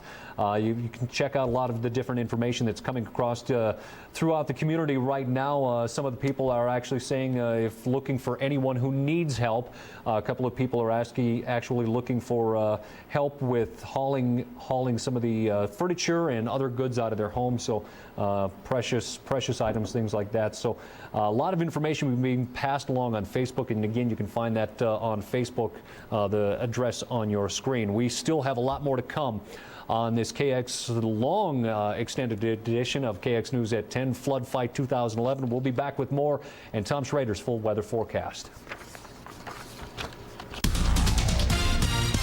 You're watching KX News in high definition. News with Sean Sipma and Alicia Hunt. Meteorologist Tom Schrader and Mike Elm Sports. And here's a look at our almanac numbers for today. In Minot, we only topped off at 65 degrees. Typically, that high is around that 77 mark. The low just 62, almost 13 inches of rain to this date, and we'll add to that as we get those totals in from today, tomorrow. In Williston, the high 67 degrees, that average high 79, the low 57. Again, they're right around that 13-inch mark as well. That's over double what they typically have for rain at this time of the year, Tom. And, you know, we have more on the way. So rain showers are still likely tonight. Now, there has been some heavy rain in the past 3 hours, and it's kind of been a bullseye around Tagus, which is southwest of Donnybrook. And they had about 2 inches of rain around Tagus, and then there's a pretty widespread area of ½ inch to an inch of rain south of Kenmare over to Carpio, and we're talking about that's just in the last 3 hours. So rain showers are still likely. It's still possible to have some heavy rain. There should not be very many more thunderstorms tonight. So I guess that would be kind of the upside here, is thunderstorms, which have been producing the heaviest rain today, seem to be winding down. Now, as we look at the forecast for tomorrow, there still could be a few thunderstorms. You know, we're probably not looking at severe weather today. We had numerous funnel clouds spotted. I think we had funnel clouds spotted up around Crosby, around Noonan, I believe. Also, we had a tornado warning for western McLean County, and we had tornado warnings down in around Center, I believe. I don't think we're set up for that tomorrow. Now, heavy rain is certainly possible tomorrow. The dew points are pretty high, but I don't see a tremendous amount of thunderstorms tomorrow. And then tomorrow night into Wednesday, it looks like, at least if you're west of Minot, the rain or storm should be ending. If you're east of Minot, and Minot's kind of on the edge, you could hang on. So I don't think we're looking at severe weather tomorrow night either. Here are the temperatures. They're in the low 60s. It really hasn't had much of a spread today. The dew points have been pretty high. They've come down a little bit in central North Dakota. They were in the low 60s, so a bit of a drop, but not a lot. That's still a real high dew point for temperatures that are in the 60s. Now, here's the radar and the satellite over the last 12 hours, and you can see, you know, the heaviest rain right now, the biggest batch of rain is off to the east of Williston and west of Minot right now, but we're not seeing a lot of the yellows there. We're seeing some of that. Here's our HD precision radar, and there certainly is some heavy rain falling right now in Montreal County. And I want to get back while you're looking at this to the radar estimated rainfall. And I was talking to Sean about this a little bit ago. And I was, when I was talking about the widespread heavy rain, I was more concerned with what was falling to the northwest of Minot, because that's the rain that we're going to have to deal with. There was very heavy rain east of Minot earlier today. Now that's falling on some farmland that certainly can't hold it. I don't mean to downplay that significance at all. That rain will be going into the Mouse River heading up into Canada, but around West Hope, from West Hope to Upham to just around Glenburn, just east of Lansford, and there are areas there, according to the radar, could have received in the past 24 hours 2.5 and possibly 3 inches of rain, especially a little southeast of West Hope. So that is a tremendous amount of rain. Very heavy rain around Velva. We're looking at roughly 2 inches, some spots possibly a little bit more. And then, of course, yesterday in Montreal County near Plaza had nearly 5 inches of rain. And then up by Lignite, it looks like rain still possible, and widespread, ½ inch to an inch, 1.5 inch rainfall, certainly still going on. Now, this is the precision cast. This is a forecast model. This is an actual radar, and this is lining up pretty well with what's going on. We saw on the real radar a little bit ago around Stanley, a little bitty thunder shower there. Well, the forecast model is picking up on that. So what this does, it gives us a pretty good handle on at least what's going on. It may not necessarily pick up exactly where every thunderstorm is going to fire, but you can see during the overnight hours, I mean, there's still a little green, but most of the rain is going to be well off to the west. Now, for those of you watching in Williston, you have your own issues over there, saturated ground, I understand that, and that still could be heavy rain for you, so you do need to know that. But the big heavy rain is going to be down in South Dakota overnight, and then kind of rotating up to Fargo and possibly Grand Forks. Now, tomorrow afternoon, there's still little dots of green there, and any one of those with those high dew points could trigger a pretty good little heavy rain showers. Shouldn't last long, but it's pretty easy to see, and this just updated on me just in the past couple of minutes. That moved the edge of rain back west a little bit, so I think even tomorrow night we might be looking at a little bit of rain in Minot, and that could last into Wednesday morning. It looks to be pretty light with the heaviest rain around Grand Forks, and I think that's where most of the action is going to be shifting to. So the forecast for the next 7 days, I've got slowly climbing temperatures. We're still going to be below average, it looks like, for the next 7 days. But Sean, there have been pockets of heavy rain. I don't want to downplay that. But it looks like Thursday and Friday we might get a chance to dry out a little bit. Another system looks to be poised for the northern plains over the weekend. However, at this point, it does not look like a huge storm. Like the 2-3 inches of rain at this point. Now, of course, if things change, we'll let you know. But as of right now, and I don't know what it has been about this year, but things have continued to change, and very little of it in our favor whatsoever. Now, you kind of pointed out that you were talking about the rain northwest of our area, because that's what we're dealing with when we get heavy rain amounts up in the Souris River Basin, the Mouse River Basin. I guess we have to refer to it as both names, right. But Mayor Jerome Grunberg talked about in the press conferences today that they're building those levees up to handle that 15,000 CFS and maybe a little more if they can get it up there. But as he pointed out, that if they get heavy rain events in the Des Lacs River system, all bets are off, because that Des Lacs River comes in flowing so much faster than even the Mouse from those elevations that it comes down on. So, well, and what I don't know, because there has definitely been some pretty substantial rain in the Des Lacs, but I don't know, because the hydrologist and the Corps are working with those numbers. I don't know if what they're looking at today has been figured in or not. Mm-hmm. That's just an unknown. Well, and when we would have to talk about a very substantial amount of rain right now, considering what we're aiming for with the amount of water coming down the Mouse with those CFS releases, it would actually take, my guess is, something substantial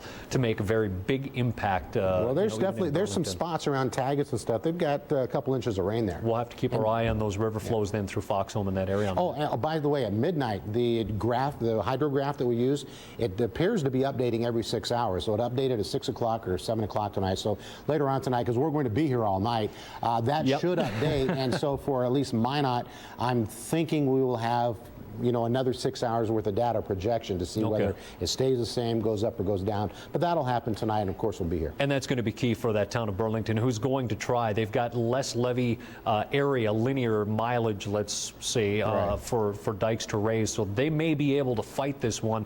Possibly, like they said, they're going to fight it till the end. But the Des Lacs right now is that wild card. That's a big wild card. Absolutely. Thanks, Tom. And we'll be right back with our extended 10 o'clock KX News in high definition 2011 flood fight in just a little more, and talk more about sandbagging in Burlington. And welcome back. Well, Burlington is under a mandatory evacuation order. A massive volunteer sandbagging effort began today in Burlington to raise its city levels about a foot. Starting at 8 this morning, they were taking on that two-prong approach, filling bags and adding them to the city's levee system for that extra height. Volunteers are old hands at the sandbagging process after a spring and early summer of high water, but they say they're more than happy to help. And while the process and their goals are pretty simple, they hope it wouldn't come to this yet again. We just fill them up and then tie them up, and there's a couple of trailers that are hauling them down there, and guys are putting them on the dike. I think just to fill the dike trees up and save people's homes. I thought the last time we did it, we were in good shape until you went up to Canada and came back with that bad news, Jim. And Burlington is also adding to that secondary levee system to protect the city. Unfortunately, that leaves some of the homes diked in with the river, but people on River Road are hoping for the best, even if they're on that wrong side of the dike. Is the new dike, and behind my barn is the old dike, and that's where they're worried about because there's leakage on the old dike. Yeah. I'm going to stay here until they say you have to leave because I want to watch my basement and make sure it doesn't fill up with too much water. And that have to leave is going to be coming Wednesday at 6 o'clock in Burlington, according to Mayor Jerome Grunberg from the press conferences earlier this evening. But Burlington says they still need sandbag volunteers. Any bit of time, they said, certainly will help, and they can meet at City Hall for that. But we have been battling water all today. Some of us have been evacuating our homes. Did we get any sports in? I don't even know. Well, there was, and it kind of takes a backseat to what's happening, but there was some sports action, and we're going to head to the eastern part of the state for that right off the top here. In the state's top high school volleyball players were in Fargo tonight, site of the Optimist volleyball match. Now, that event matches up the state's top players in an East versus West game, so let's head over to Fargo for some of the action in this one, and we'll pick it up here early on. Watford City's Danny Bates, and she would come up at the kill here for the West, and the West would take a 10-6 lead. Later on, our Redeemers Lady Knights, Mattia Grigsby would come up, and she puts it where the defense can't get it. The West would take a 16-13 lead after this point as Kenmare coach Tim Wallstrom, one of the West coaches, looking on in this one. Same set, more West. Watford City's Marty Qualley sets to Jamestown's Nikki Schmitz for the kill. West takes set 1, 25-23.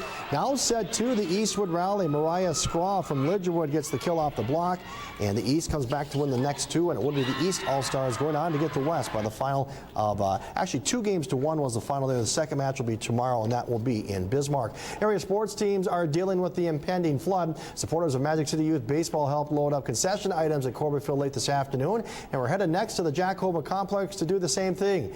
Now, field equipment also is being ready to move to higher ground, and like most organizations that are being threatened by flood waters, it takes a group effort to help out in difficult times. We're moving all the freezers, all the soda, all the refrigerators, everything is moving either to higher ground or we're moving it to Coal Papers, which will help us store all our equipment coming from here and at Hoven. Okay. We're moving both fields. So we have some of the board members are here. We've had some of the parents show up to help us out.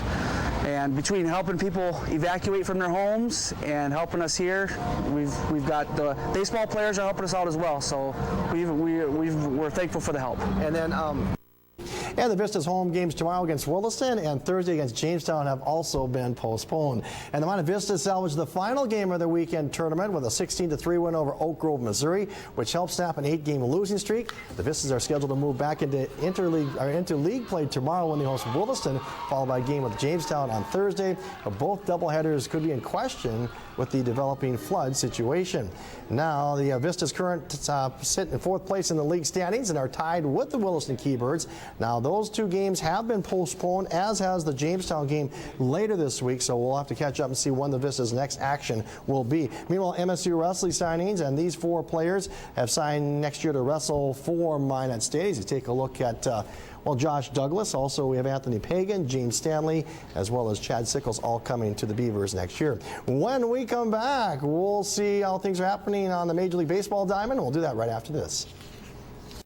Game series in San Francisco tomorrow night, but the team did have a chance to gain some ground on division-leading Cleveland as the Indians hosted Colorado in the first of a 3-game series. So let's head to some of the highlights from this one. Pick it up here in the bottom of the first. Travis Hafner at the plate, and the North Dakota native just off the injured reserve list yesterday connects you on a 3-run shot to right field. The Indians took a 3-1 lead. Bottom of the fourth now, Carlos Santana at the plate, and he launches a 2-out solo blast. This one to right field as well. I made it 4-1 in favor of the Indians, but the Cleveland pitching would not hold up tonight. Top of the fifth, Jason Giambi, he connects with a 3-run home run to center field. And that made it 7-4 in favor of the Rockies. They go on to win it by the final of 8-7 over Cleveland. Baltimore got Pittsburgh by the final of 8-3. Also, it was the Angels leading Florida in the ninth 2-1. The Yankees down Cincinnati 5-3. Boston over San Diego 14-5. The Braves shut out Toronto 2-0. Texas over Houston 8-3. The Cubs double up the White Sox. Elsewhere, it was Tampa Bay leading Milwaukee in the ninth, and also the Dodgers are shutting out Detroit 1-0 that in the fifth. St. Louis Cardinals first baseman Albert Pujols will be out 4 to 6 weeks with a fractured left forearm. Pujols was injured in yesterday's game against Kansas City on a play at first base in the 6th inning. The Cardinals' 3-time MVP is hitting .279 this year and also injured his left shoulder, but no structural damage was found. Top-seeded Rafael Nadal held off an early upset bid by Michael Russell in first-round play of the Wimbledon tennis tournament. Nadal fell behind early 4-2 in the first set, but bounced back, winning the next 4 games to claim the first set en route to a straight set win. So let's head to the All England Club for a couple of highlights in this one. Pick it up here in the first set. Russell up 3-2 as you see some of the fans looking on, and Russell here with the backhand drop shot here for the winner in the far court, and he would go up 40-30, setting up the break point. He would break to go up 4-2, but Nadal comes back here as he rips the running forehander down the line. He would take that first set 6-4. Meanwhile, on to the third set now. Nadal with the forehand winner, and in the far court, watch him just, he rips it right down the line here for the point. He would take a 5-1 lead, and then match point, Nadal wins it here. Russell passing shot would go into the net, and Nadal goes on to win this one in straight sets. As we take a look at some of the other men's top winners, also Andy Murray winning, and on the women's side of things, Vera Zvonareva wins that match. Finally, Spanish point guard Ricky Rubio arrived in the Twin Cities today, and about 200 people were waiting in the Minneapolis-St. Paul airport to greet him. The Timberwolves made him their first-round pick in 2009, but Rubio did not decide to sign in with the team until recently, and Rubio will hold a press conference tomorrow morning, so we'll see. Exciting news for them. Well, we'll see if it helps the Timberwolves. Now, one thing I've actually been wondering quite a bit about is Corbett Field. As we head into evacuations come Wednesday, obviously Corbett Field fits into that evacuation zone. Have they talked about moving games? Well, they are undecided right now what they're going to do with the games. They're kind of taking it week by week. They're hoping this won't be more than a week setback, but these 2 games this week are canceled, and we'll kind of go along and see what plays out, I guess, so to speak. But it could be a while before they get back on their field. It all depends on the situation. All depends on the river and how high it goes and how long it lasts. That's right. All right, thanks, Mike. We'll be right back with more from our KX News at 10, Extended Edition 2011 flood coverage. And welcome back to KX News at 10, Extended Edition, Flood Fight 2011. I'm Sean Sitman, taking you through to the 6 a.m. hour now as we continued our round-the-clock coverage. Just to recap the big story of the day, the Mouse River is expected to hit that all-time highest crest ever, coming in at Monday at 16.6 thousand CFS, cresting at 1564.4. Now, Mike, go ahead. We've got that video from 1969. I say video because we've transferred it to video, but it was actually film. Ramstead School in 1969, with the latest projections that the National Weather Service is giving us, that it will be 9 feet higher, 8 to 9 feet higher than what you're actually seeing on here. Perkett Elementary right there. There was actually, this is the Oak Park shopping area right there. There was sandbagged off, but 9 feet higher from the 1969 flood. This is just on the, I believe, the west edge. As there's Perkett Elementary. You can see how undeveloped it was even back then, but houses, just little islands out there, and it's almost hard to believe. Even for me, who lives in the valley, I was trying to figure this out on my house, where 9 more feet from that 69 flood will be on my house, and it's something unfathomable. I'm having a hard time, even with these numbers, I'm having a hard time picturing. My mind won't let me, or what? But I can't picture this. As I've stood at the edge of my street, 4th Avenue, and have watched the river day after day after day. To think that there's that much more water that will come over the top, it's hard to believe. And the 69 flood, I remember, came up to about 20th Street Northwest, and that many more feet. I gotta believe it might come all the way up to 25th, you know, the way it did that year. So it was. Well, and that's one of the main things they want to talk about too. I think they're going to address that tomorrow during their early press conference. Is they've already identified all of the evacuation zones that will take place Wednesday at 10 p.m. That is the get out time, but they are looking at some of those maps and redoing the numbers and figuring out if this elevated water, it will be the highest ever water through Minot, if more places will be added into that evacuation. So are they going zone. to be coming up with a new inundation map? Is that what it's called? Well, I would almost be certain to say that some areas will be added, and along with that now they're going to have to take into effect the count that some of the dikes that are going up the secondaries to protect Broadway, that is going to be the main artery that is going to be protected through Minot, and then all of the bridges, all other bridges within the valley are going to be closed off as that evacuation goes into effect. When that water does come up, and they're projecting Friday morning west of town over in that not east side of States, but Teresita Vallejo area. Those bridges will be inaccessible anyway once that water comes up. And I know that because we're up over 10,000 on Facebook right now, almost 10,100, and some of the comments that I've been seeing, people trying to get to some of these sites and are a little unable to do so, but so many people are trying to get it. It just might be overloading the system a little bit. Don't know that for a fact, but just might want to keep trying to get some of these, you know, internet sites. Absolutely. A lot of information that's actually being asked of us and asked of local businesses. One of them was for boxes in Minot. A lot of people are trying to pack up their homes right now, whether it's Apple boxes, whether packing boxes, things like that. Any business in town, we're asked to basically ask you to save those boxes, put them aside, and go ahead, jump on our Facebook page and let people know where they can come to pick them up. We've only got a couple of days now, Wednesday at 10 o'clock, to come and get them. Yep. One of the things I mentioned about the bridges around town is if this does rise, or as it does rise, just traffic itself, there won't be too many main thoroughfares, so a lot of people are going to have to plan way ahead to get from one side of town to the other. It could get very tricky, but... Very good point. As we're heading out to Burlington today for the press conference, right there on the bypass at the stoplight down by Beam's truck stop, it was a proverbial traffic jam. There are cars backed up, I would say at least 100 yards at times. Especially with some of those big trucks that the National Guard is out there. I think it was the Highway Patrol earlier, but the National Guard is also out there directing traffic, and they're trying to get those trucks hauling clay through quicker. But you have to plan extra time right now.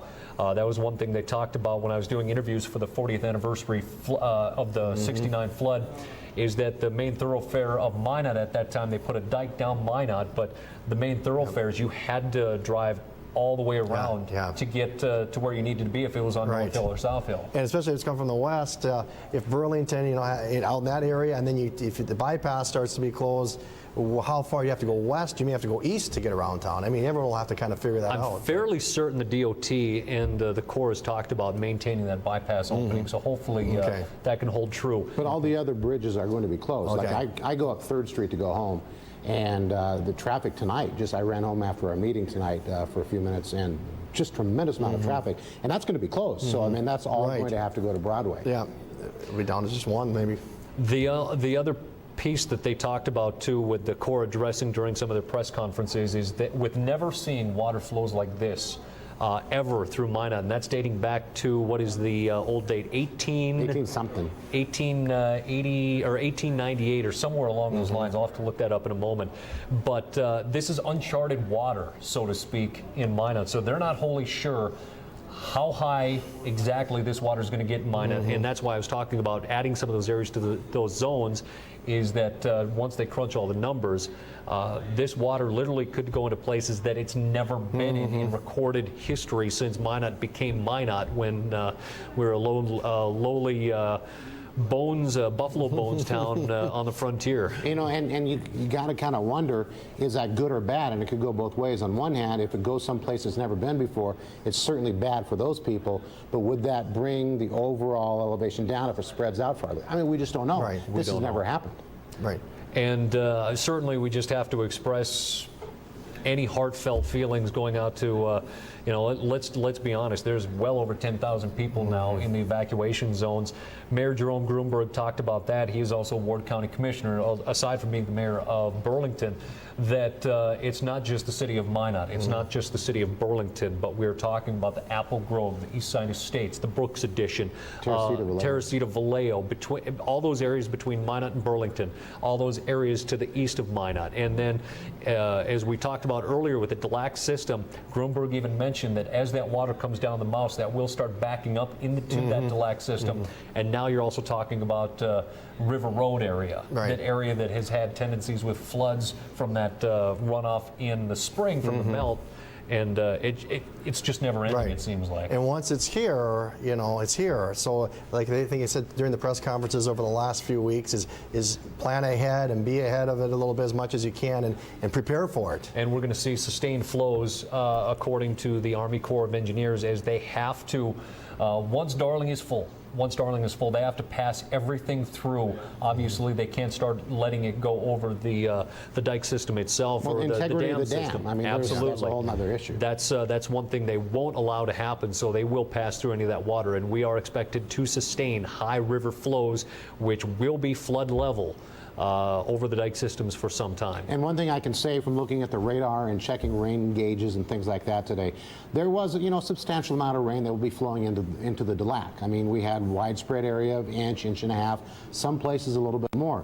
But looking up into southern Saskatchewan, we got a site now that we can look at pretty much every farmer that has a rain gauge up there.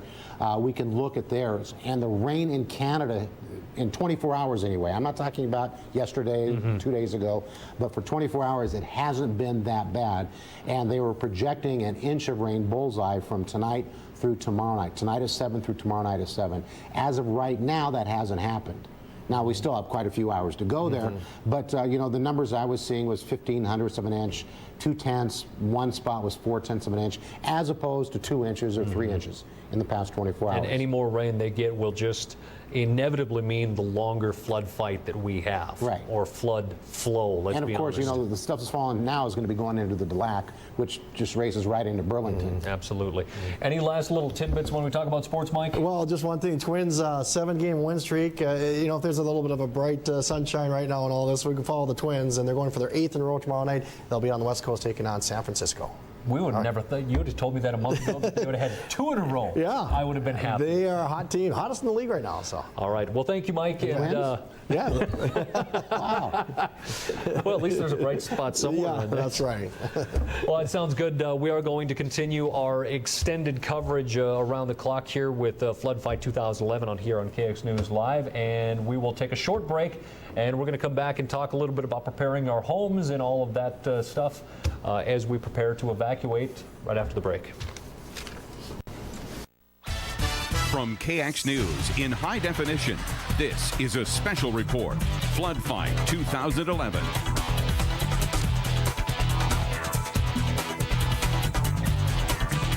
And welcome back. It is just 2 minutes to the top of the hour of 11 o'clock now as we continue our round-the-clock coverage of this Flood Fight 2011.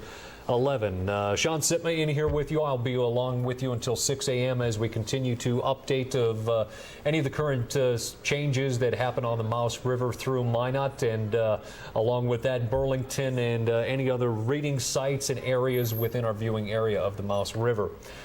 We've got lots and lots to talk about, certainly as the evacuations continue around the clock right now. Just talking with some of the people during the break here, I could tell you that quite a few people are still evacuating their homes, trying to save as much as they can, as that projected crest is expected at 1564.4 on Monday. Now, those river levels will continue to increase. Friday, they are expected that river flow through Minot at the Broadway Bridge at 10,000 CFS, and that is going to increase then on Saturday to 12,000, and then bumped up throughout the day to 14,500. Sunday, that number goes to 15,000, and by Monday, right now, from the latest readings from the National Weather Service, they are saying 16.6 thousand CFS through Minot at the Broadway Bridge, bringing that elevation to 1564.4. That will break the all-time record by several feet. at the Broadway Bridge on the Mouse River. That record set all the way back in 1881. Thank you, Misty. I couldn't pull that number out of the hat earlier. If you're looking for some of the information that is being passed in and around our area, Mike, go ahead and throw up that Facebook web address again. That is facebook.com/KXNewsMinot. We have had certainly a lot of people writing in on our Facebook page throughout the day, and this really is just a plethora of information that has been coming not only from individuals in Minot that are they're also in Burlington and Logan and Sawyer and all sorts of areas, people from West Hope that are talking about coming down, looking for anybody who may need some help evacuating. If you're looking for places where you can take your animals. Also, I've seen posts on here that the North Central Research Extension Center will once again be taking animals as this evacuation goes into full force. I'm guessing even more so tomorrow, as the city of Minot has to be evacuated by 10 o'clock Wednesday night. In Burlington, that evacuation is actually set for 6 p.m. on Wednesday. And I have to grab my paper here. But the vast majority of Burlington is within that mandatory evacuation, and you can go to www.burlingtonflood.com to basically find this exact picture, and it'll tell you what areas are within the mandatory and what areas are within the recommendation. But certainly all areas just to the northeast of the railroad essentially is within that recommended, and then the majority of that then is in the mandatory. But again, that is www.burlingtonflood.com. And while we're on the subject of Burlington, they are continuing to sandbag.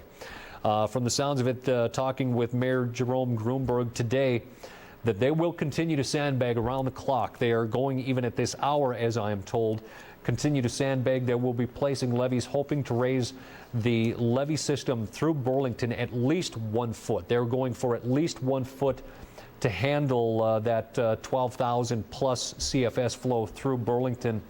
And like Mr. Grunberg had said, that they were hoping to buy some time, and if not, maybe even possibly hold back the Mouse River.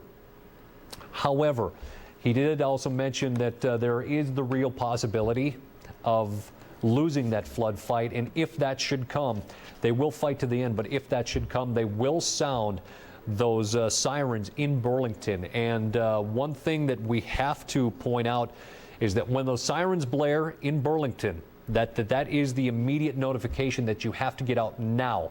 That isn't the recommendation, but they're saying right now, because that means that the water has breached if those sirens should sound. In Minot now, we have also addressed that issue of the sirens, seeing this is severe weather season. People are wondering, well, what if we get a tornado in Minot or severe weather that would that would require that? And I believe it is only the tornado when they sound those sirens. But you have to listen for the message. There will be a message that follows that siren blare of what the emergency is. But I've talked with Chief Ballantyne, Minot Police Chief, and he has said that that is one of the very immediate indications that that water is going over the levees, and they will sound those sirens when that happens, or if there is a breach before that Wednesday 10 p.m. evacuation time. Also, they will be using that reverse 911 system. That is the generic name. It's the reverse emergency notification system, as talking with Ward County, acting Ward County Emergency Manager Amanda Schooling, that those will also be used when and if there is a breach for the immediate evacuation before that Wednesday 10 p.m. Now, all of the SRT customers, if you have a landline, are logged into that reverse emergency alert system. Also, those people that have those cell phones through SRT are also included on that. Now, we have had discussions on whether or not you need a P.O. box, if you need to still call and get your name on that list, and they did indicate that those were on that list.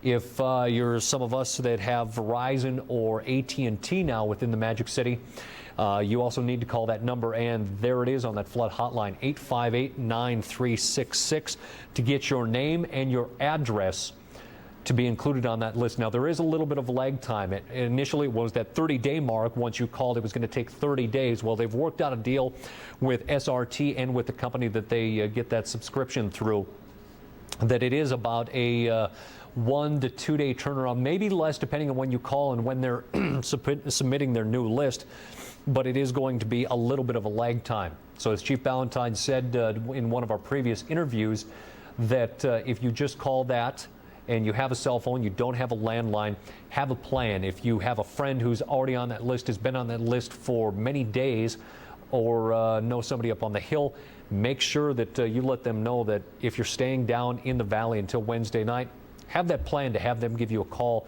if that reverse 911 is used or something along that nature. And again, only the people within the evacuation zones, though, will be notified when that reverse alert system calls go out. So it's all evacuation zones will be the ones notified, not the numbers on the valley. Mike, I think we're going to go ahead and take a look at some of the graphics that have been put together as we start to evacuate our homes in the valley. And this one has come from Lori Sharmer from the NDSU Extension office here in Minot. Thank you so much, Lori, for helping us out with some of this information. But what we're talking about is preparing your home for flooding. There are some very key issues that we need to address as we leave our homes. Certainly turn off your electricity. That means going down to your panel box, or there are actually some of us that still have the old fuses, but you need to turn off the electricity. And that's either just flipping the breaker or turning down the lever on that fuse box. But also you have water and gas. Most water meters just have the little turn nozzle in your house. The gas, now, there's a couple of things that you can do with the gas. Certainly MDU is going to be going around and turning off those gas mains after that mandatory evacuation in Minot Wednesday night at 10 p.m. You can also maybe even call a service repairman for suggestions on whether you want to turn off the gas on the inside of the house.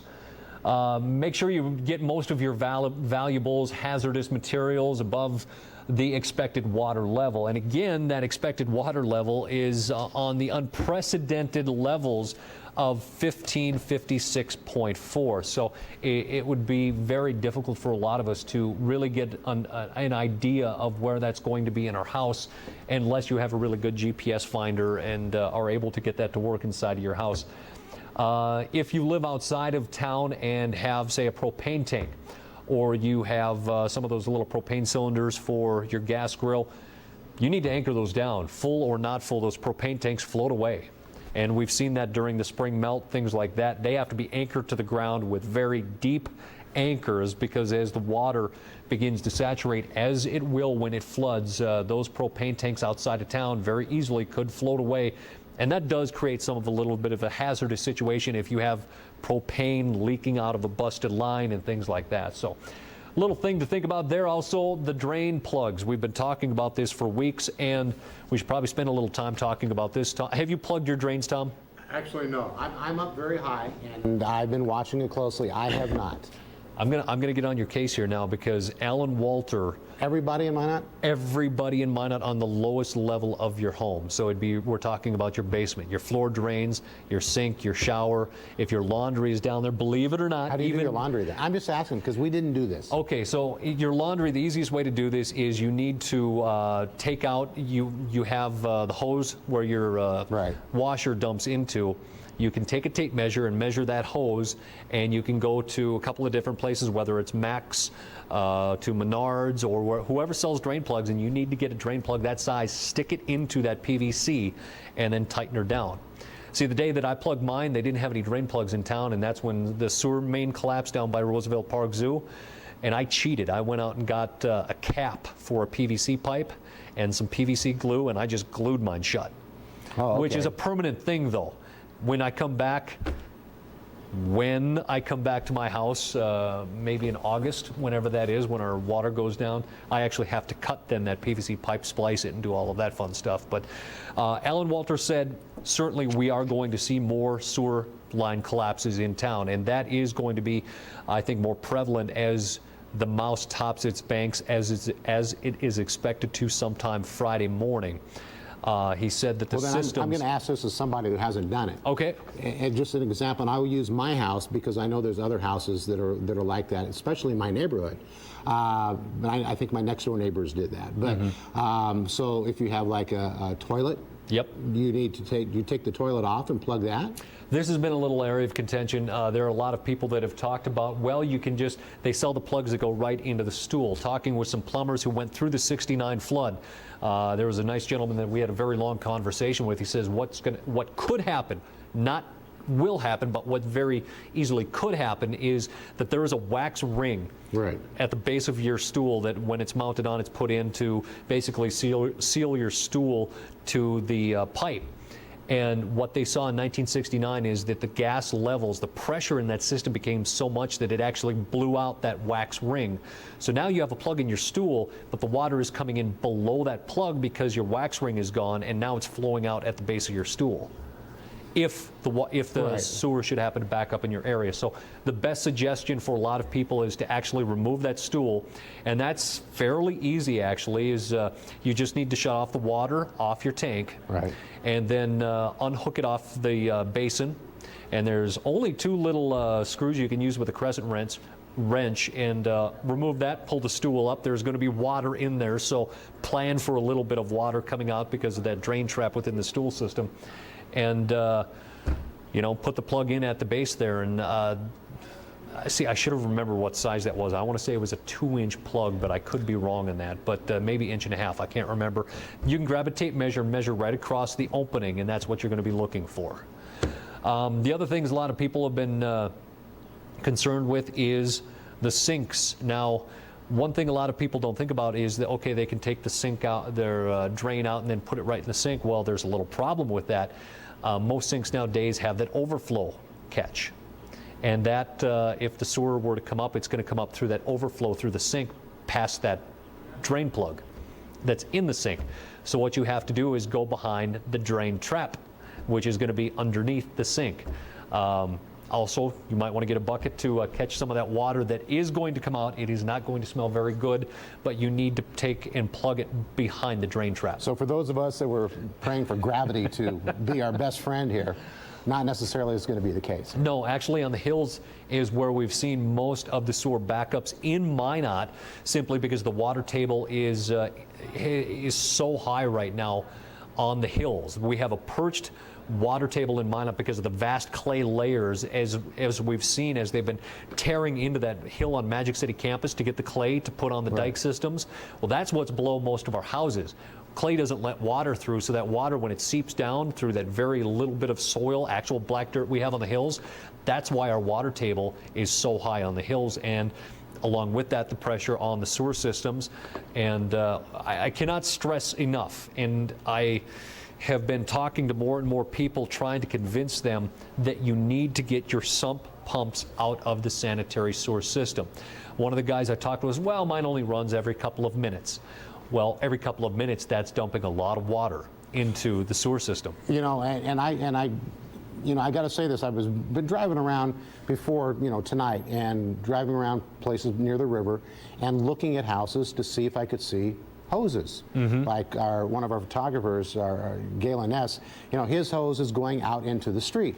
Yep. And I drive not just his neighborhood, but a lot of other neighborhoods, and I don't see many hoses. So where's that water going? If there's some pumping near the river, I'm not seeing it going. I'm not trying to bust anybody, but it just appears driving around that there's a lot of people that are just saying, well, maybe one house won't hurt. Yep. Well, you get all these one houses, it's adding up. It's adding up, certainly. I will say this, driving down, I have to think where I was going down here. I think it was on 6th Street over by the new Washington School.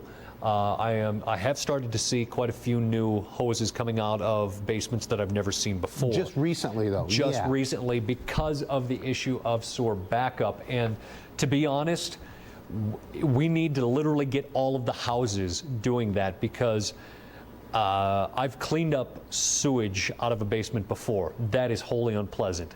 And if we start to see collapses once the river floods, you're going to see them collapsing on the hills as well, because the system is going to be so overwhelmed. And along with that, the city has actually put out, and I have to dig through my piles of paper here, but the city is actually asking to conserve water, because one of the issues that we're kind of dealing with here, and here it is actually.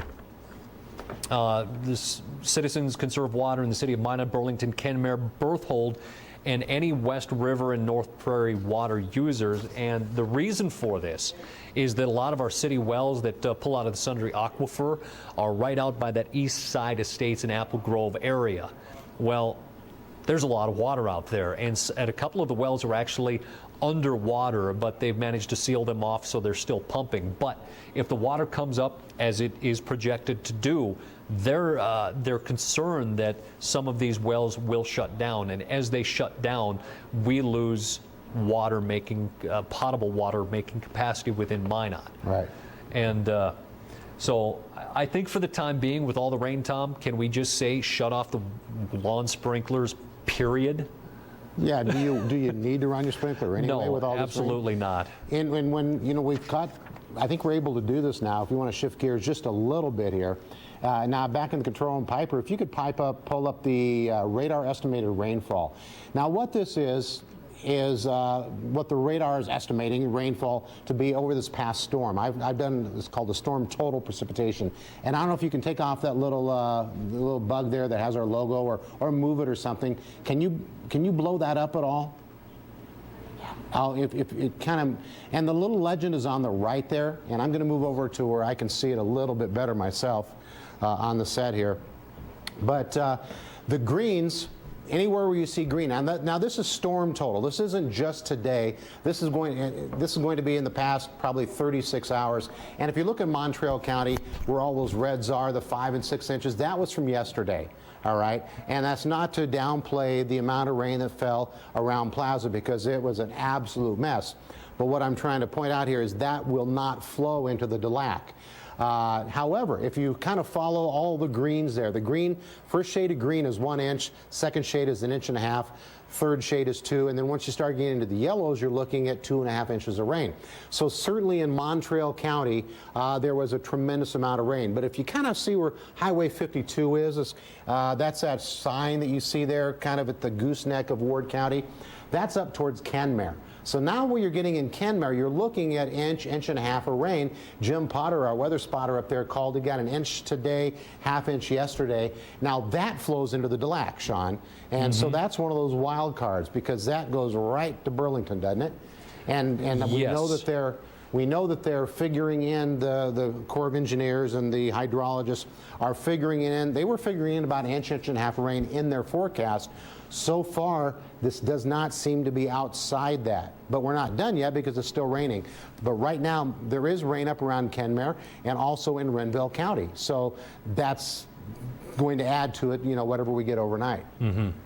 But I just wanted to show that the radar estimated rainfall, the real heavy stuff in Bottineau County. I mean, that's very serious rain, 2.5 inches in central Bottineau County. I'm not saying it isn't serious. That rain, if it falls into the river basin, will be going up into Canada. It's certainly flooding the land there, and I don't want to downplay that at all. Yeah, we've been taking a good long look at the overland flooding that has been occurring, and it is wholly unpleasant. We talked about the fact that the northern tier of basically North Dakota, northern tier from, I would say, anywhere from Renville County to the west, 10% of the crops planted. So that's certainly not good any which way we put it when we talk about rainfall. I just want to make one correction here. We were talking about the stool mounts, getting those plugs on the stool. That is a 3-inch plug, if you're wondering. Okay, so, well, I'm making notes now. Yeah, okay. I think I'm going to be sending my wife to the hardware store tomorrow.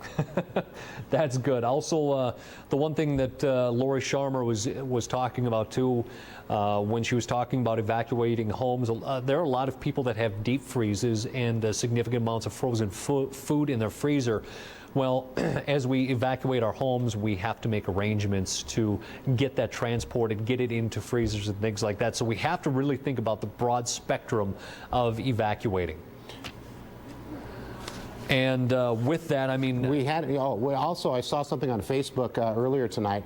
Somebody had a really good idea with when their freezers. They had like gallon jugs, filled them up with water, and made them into blocks of ice. Now, that's certainly not a long-term situation, but it does buy you a little bit of time.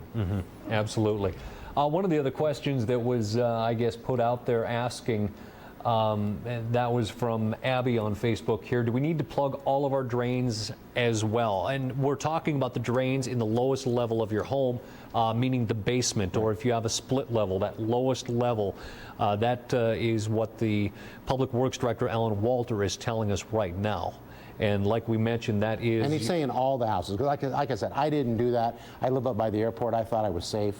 But we've had a good number of people in northeast Minot, up on the hill in southwest Minot, calling here with sewer backup issues because the system is overloaded. So that means everybody in Minot, everyone in Burlington, the lowest level of your homes, need to get those drains plugged, as whether you are evacuating or whether you are staying for the duration on the hills and things like that.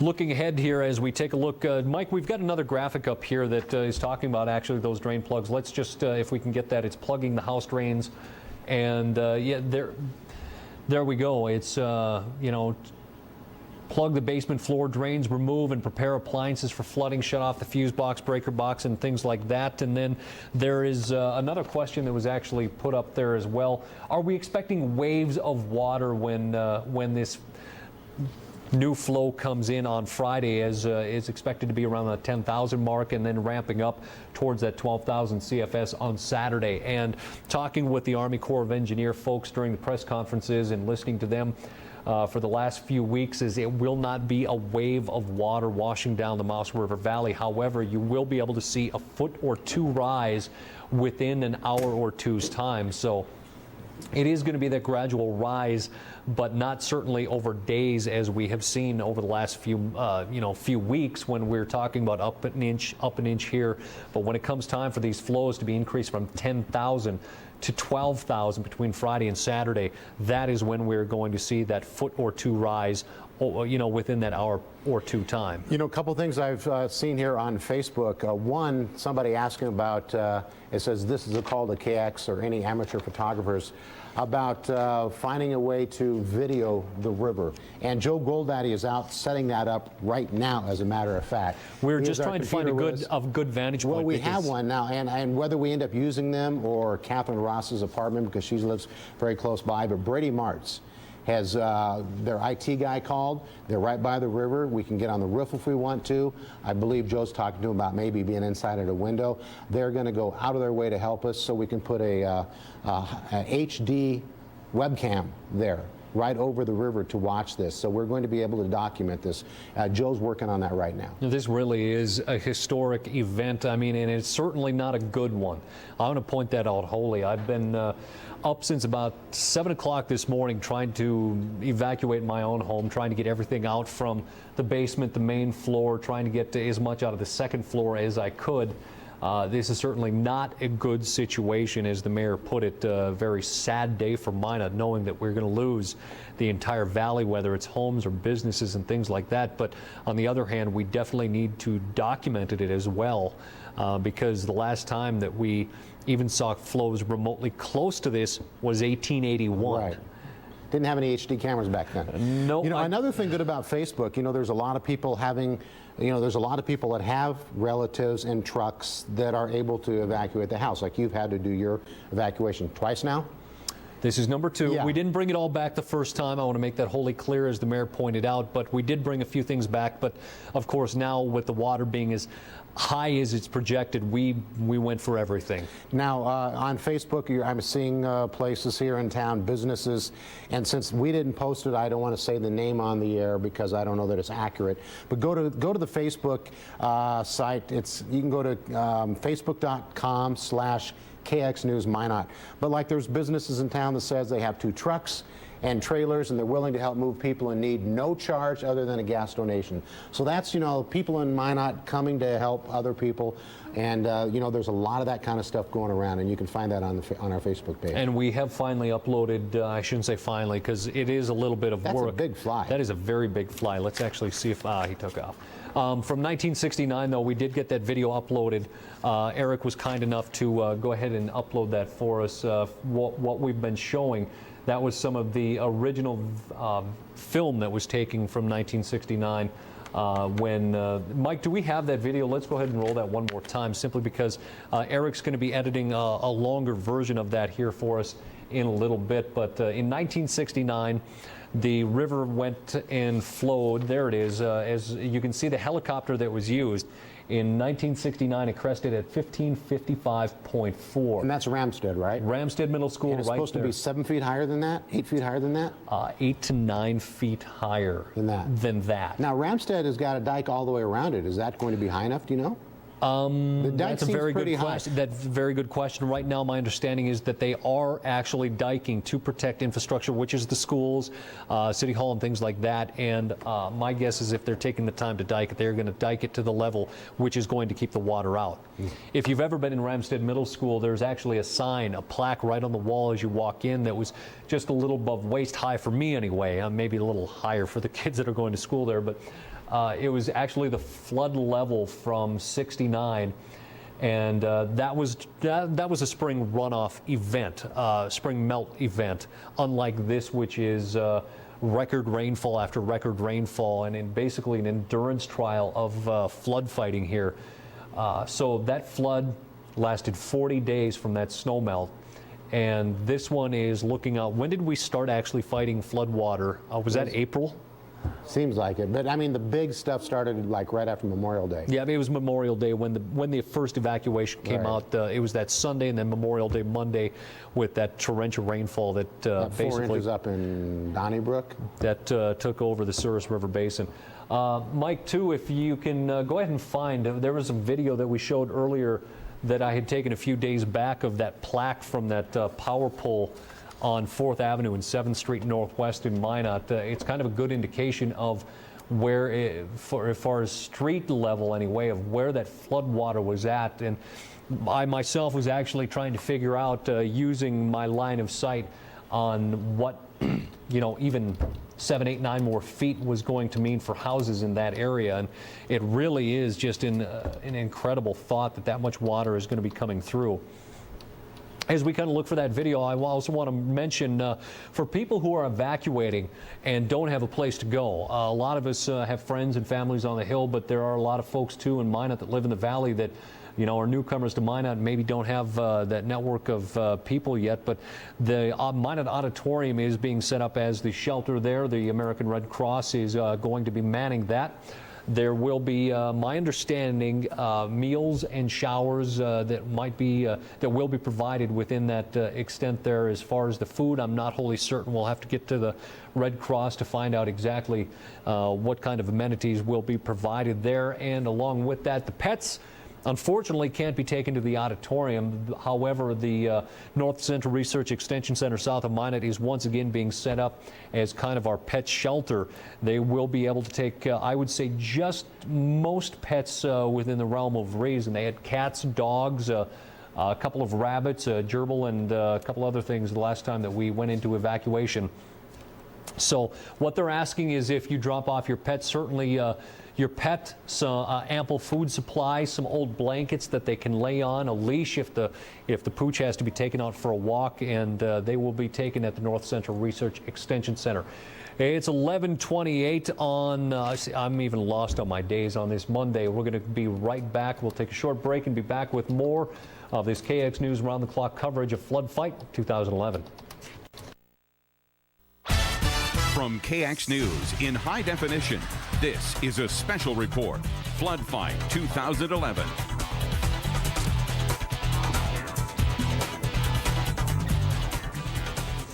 And welcome back to this Flood Fight 2011 round the clock coverage from KX News here in Minot. It is 11:31. Sean Sitman here with you. I'll be with you until 6 a.m. when Perry Olson comes in along with, I believe, Joe Goldaddy to take over, but we are continuing our coverage throughout the evening hours. A lot of questions that are coming in regarding the evacuations, where people can go to find help if they haven't got somebody to help them evacuate their own home, or other flood questions, or to register your cell phone number for that reverse emergency call system. That number is on your screen. It's 858-9366. Again, that is 858-9366, and there are actually volunteers who are at the flood information center that are taking those calls, and if they don't have the question for you immediately, certainly please have patience, because a lot of people are actually just going to volunteer there, so they may take a few minutes to get that answer for you, but they will be certain to get the answers that you're looking for. I want to pass this along. We were talking about this before we took a break. The NDSU extension hours for dropping off those pets again are from 8 a.m. to 8 p.m. and that is going to be on Tuesday and Wednesday. Now we'll reevaluate, I'm sure, on when those pets can be dropped off, but right now it's 8 o'clock in the morning till 8 o'clock at night, and that's going to be Tuesday starting tomorrow morning at 8 a.m. and then again on Wednesday. Tom, how are we doing on the river level numbers? It's all set to go, and I do want to point out, we talked about this earlier a bit, Sean. We are trying to set up a HD webcam. Joe Goldaddy is doing that right now, I believe. I talked to him about a half hour ago, and Brady Martz, whether we end up using their spot or not, and I think we might, they have to move all their stuff too up to the top because they're right at the river there. Mm-hmm. So, their IT guy Dave called and said that he can, get us power, he can get us internet site. They are helping us in the midst of all what they're doing, so we can help document this, and people can. And what we're hoping is we can watch this as it happens. It's my own morbid curiosity, my own morbid fascination that.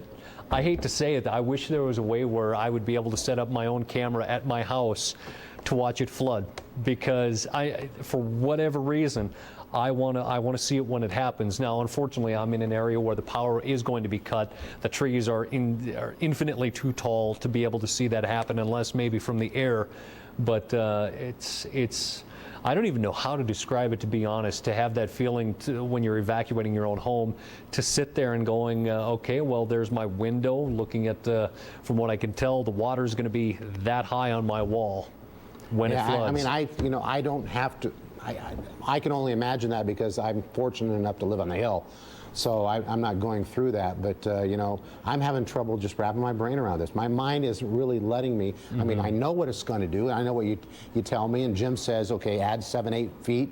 You say add 7-8 feet to what we saw like at Ramstad, and my mind just doesn't want to process that. There's a lot of low-lying areas in the river, Tom, and the best way I could probably envision this, that there are some of those houses in those low-lying areas, and I even hate to say it, but if the river, as they say, is going to hit 1564.4, and that's over 16,000 CFS, there are some houses that probably you might see the rooftop.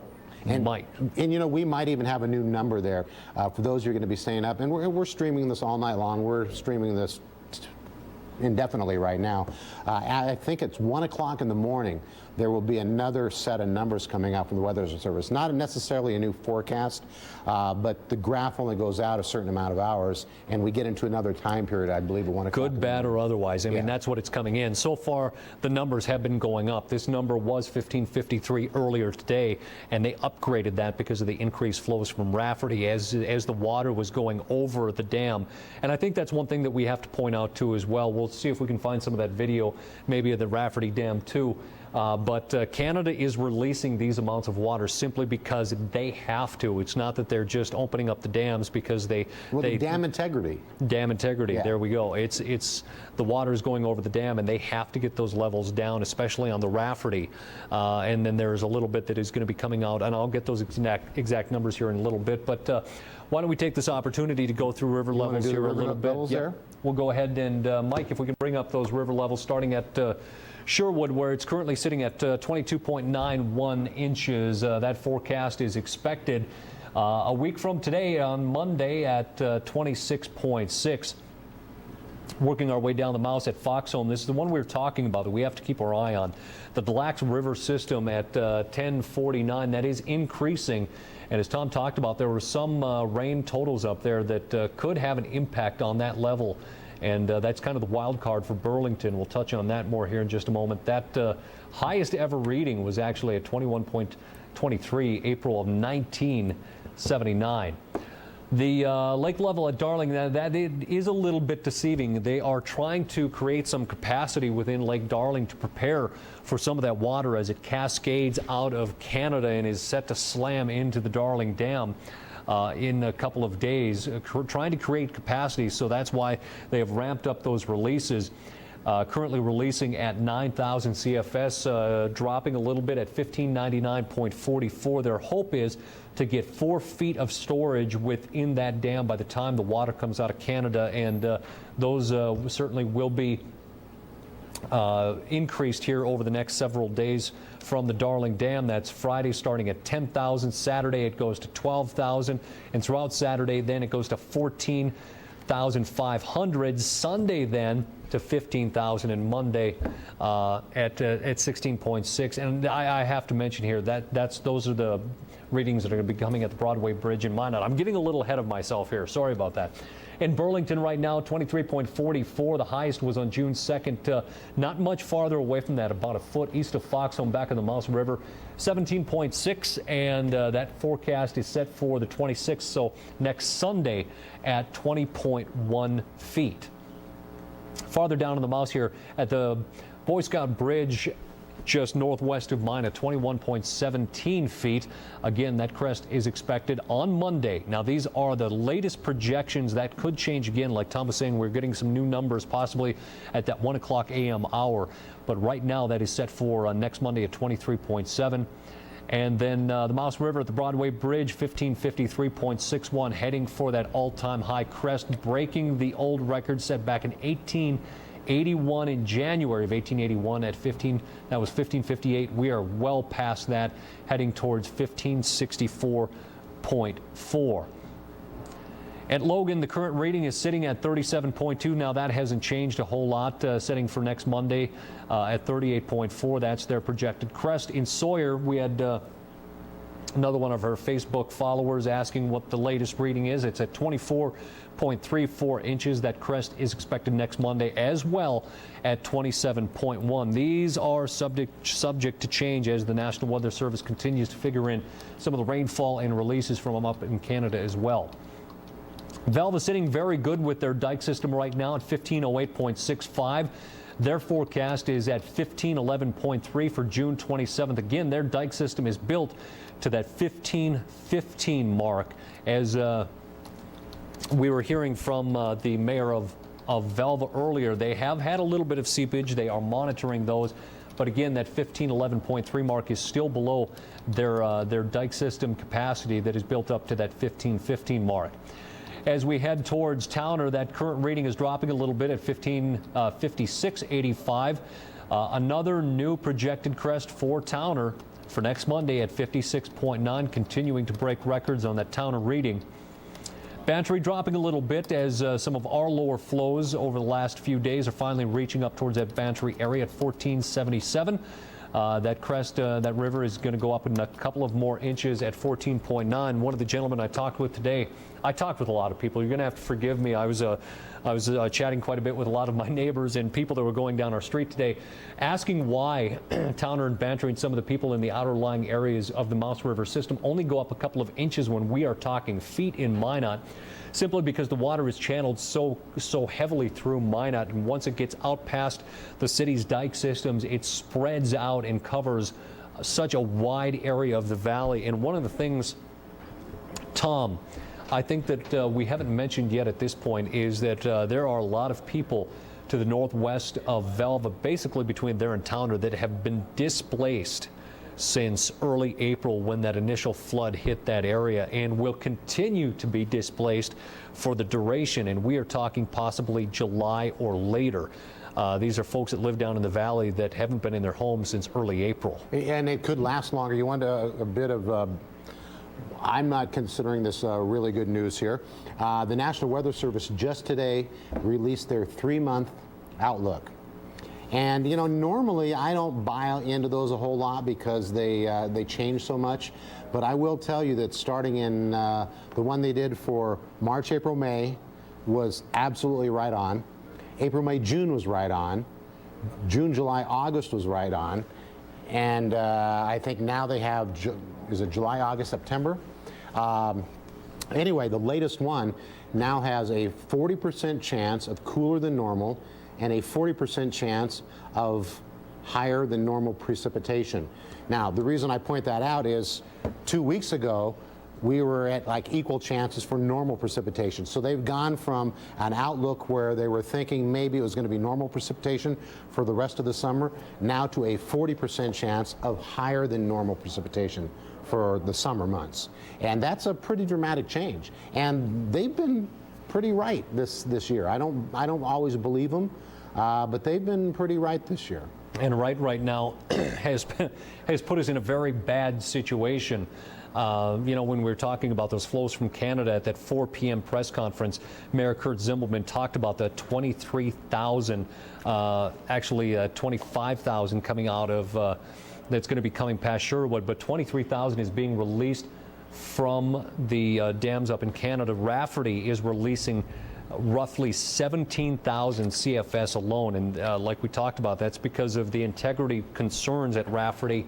Not that it's in danger, but you don't want to put too much stress on a dam having water flowing over unimpeded over the spillway system. So they are ramping up and already releasing 17,000 CFS from Rafferty. Now, Alameda currently at the last time we heard at 1,800, and then the Boundary Reservoir is releasing 5,000, and that is right over by Estevan, Saskatchewan, I believe. Now, one of the questions I saw on Facebook, a gentleman was wondering why they're letting water out of Darling now before the water from Saskatchewan gets here, and that is to provide space because you don't want Lake Darling to have a catastrophic failure.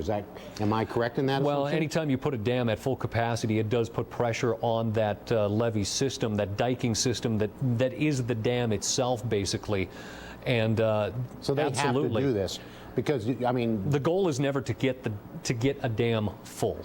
Right. And that was actually the concern with the Garrison Dam and why they upped their flows to 150,000 CFS, putting Bismarck and a lot of folks on that Missouri River system in such peril, so to speak, just because if Lake Sakakawea became full, it really does put them in a precarious situation of worrying about the integrity of the dam. It puts undue stress on that system that if it were to fail, would not be good. Now, another person had a good posting here on Facebook. How do you find out? And the question was, how do you find out the elevation of your house? And I hadn't thought about this. Google Earth, or Google Maps, was it? Google Earth or Google Maps. And you could do this yourself, but you can move the cursor over where you live and it'll tell you the elevation. So if you're trying to figure out what the elevation is at your house, it's either Google Earth or Google Maps. There's another one, earthtools.org, okay, too. So that's one there are tools, there are ways to finding out on the internet. The only thing that I have to caution with some of that is there are times, depending on the areas that you live in too, that I have seen that there is a little disclaimer on some of them. I haven't been to all the sites, but there is a disclaimer that says plus or minus 10 feet on some of those readings. So that plus or minus 10 feet may be that could be large margin of error. That's a big margin of error. So take caution and really read in if you go to some of those sites looking for the exact elevation on your house. There are also applications on cell phones that will also give you an estimated elevation of your house, and I have found the one on mine as well and was trying to find it, but and then I took it next to the river, and there was a disparity between what the river elevation, what GPS it units. said. Like my wife has a GPS for her bicycle, and it has the elevation everywhere. Yep. You know, so there's a lot of different ways of finding But make out. sure you have one that's giving you an exact reading, not an estimated reading. Correct. Because that plus or minus 10 feet is all the difference in the world when we're talking about what we're expecting with this 1564.4. Mike, let's go ahead and roll that video. We've located within our vast archives here a video that we've acquired over the last couple of days, that high water mark from the 1969 flood that was over on 4th Avenue and 7th Street Northwest over in my neighborhood as I was filming. the other day. People were once again concerned over the high river levels, and walking down the street, there was right on a power pole the high water mark at 1555.4, that crest that came. That's where it was on that power pole. And so now you're telling me that the numbers that we have, it's going to be 8 feet higher than that? That is what the Army Corps of Engineers is telling us, that it is actually going to be 8 feet higher, 8 to 9 feet higher. That's going to be up than to that people's power roofs. pole. Some people, absolutely. And now the thing that you do have to keep in mind, though, that they also made the statement that we are in uncharted water when it comes to when this water breaches the levee system. Where's it going to run to? Where's it going to run to? It might go wider. And is it going to actually reach that 9 foot above that 1969 water mark? I mean, we just don't know. There's so many unknowns right now, but the one known that they have is that Minot is going to overflow. That is why the mandatory evacuations are coming Wednesday at 10 p.m. We have to be out of our houses. They are projecting an early Friday, somewhere in that mid-morning hours, that's when Minot could see the elevated water flows on the river to overtake the dike system. And I'm not a hydrologist. I've never pretended to be one. I'm not an engineer, never pretend to be one either. But a lot of people I've talked with within those fields have said that once a river that is flowing at good speeds like the Mouse is right now, once it breaches, once it goes over, it actually starts to erode that temporary dike system. So at the end of my avenue, 4th Avenue, there is a substantial temporary levee system there that is, I would say, minimum 6 feet tall. Once it breaches there, the water will actually start to erode that levee system, and that presents a concern. And the main reason is that the water has to go down even farther then for the water to get back into the channel when that flood water finally goes down. Okay, you lost me in that last part. So the water starts to erode. I got that. So we lose the temporary levee system, some of them that have been built up. Right. So now that the water river level actually has to go to that 1555, 1556 mark for the water not to be flooding some areas. Oh, to get back in. To get back into the original channel. Okay. Now, let's hope that doesn't happen. But like we have always said, hope for the best, plan for the worst. And you know, there are some things that, this being uncharted territory, and I'm not a hydrologist either, but I had to study it. And when the water leaves the banks, which we're told it will, it's going to go places that nobody's ever thought of before. And that's going to help somewhat with maybe the height, possibly. It's certainly not going to be good news for the people that weren't expecting that water. They're going to get it. But there's just so many variables. So are we sure that it's going to be, 50, is it, what are the numbers again? What's the 1550? Are you talking about the peak elevation? Yeah. 1564.4 is the projected crest. Do we think it's going to end up there exactly? Probably not, because there's just too many variations, and this has never happened before. So there are no graphs, there are no computer models, there's nothing to deal with this right now. And the Corps, the National Weather Service, everyone is crunching the numbers. And we have yet another press conference set for noon tomorrow, I believe. And of course, we will be airing that live here on KX News. Jim Olson will be back. Perry Olson, I believe, is going to be down at City Hall for that. And my very best guess is that we're going to be dealing with new numbers again. That 1564.4 is not our final number. Now, high or low, I don't know which. Well, also by tomorrow, they'll have time to take into account what happened today with the rain. And we did have widespread, half inch to inch, inch and a half, with some areas getting more than that. And in the past couple of days, certainly like Montreal County, but that doesn't flow into the river. That's, bad for the people in Plaza, and I don't want to downplay that at all. But the rain that fell today, some of that was figured into the forecasting for the rivers, but they'll have a chance to crunch these numbers overnight in the morning. And was this within everything we've thought? And if it was, maybe the numbers don't change a whole lot. Were there spots that got a whole lot of rain? Now, up north of Regina, there was a lot of rain up there. I mean, a tremendous amount of rain. Closer to the North Dakota border, around Oxbow and Estevan, it wasn't that heavy. But you get farther north, then it certainly was. So, they're going to have those numbers as crunched tomorrow, and that'll all go into any new projection they may have. Absolutely. You know, again, we are talking about that 1564.4 mark here in Minot, and those are going to be ramped up as we talked about. The release coming from Lake Darling, that is going to be 10,000 Friday, 12 to 14,000, ramping up on Saturday, up to 15,000 on Sunday, and then Monday we're going to be looking at that over 16,600 CFS. And like you said, there's so many unknowns with this. The Corps talked about that the river was actually digging out the channel a little deeper as it was flowing here in recent weeks, and that certainly could have an impact on this, but the time will tell, certainly. Now, I don't know if the number has changed, but the number that I have for the Lake Darling Dam on Monday, that Jim Olson had earlier tonight, because I think you were out evacuating. I was I was emptying my house. So you weren't here for that, but the number that Jim had me use was 18,700 on Monday out of Lake Darling, not 18,000. Okay, yeah, you're right, 18,000. That was the projection. I'm actually looking at some of his older notes over here. Yeah. He's got, I don't know if you've ever had a chance, Jim has kept a plethora of notes as he was continuing on today with his full-time coverage.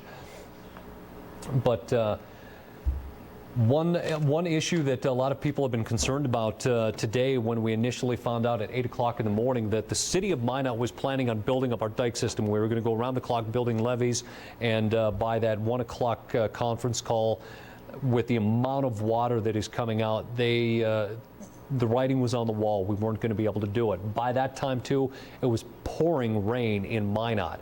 And they have moved back to basically their secondary protection plan, which is not the secondary dikes, but rather protecting the infrastructure of Minot. You're going to see around the schools, the water treatment plants, the lift stations, and even the State Fair Center, I believe that they are working on.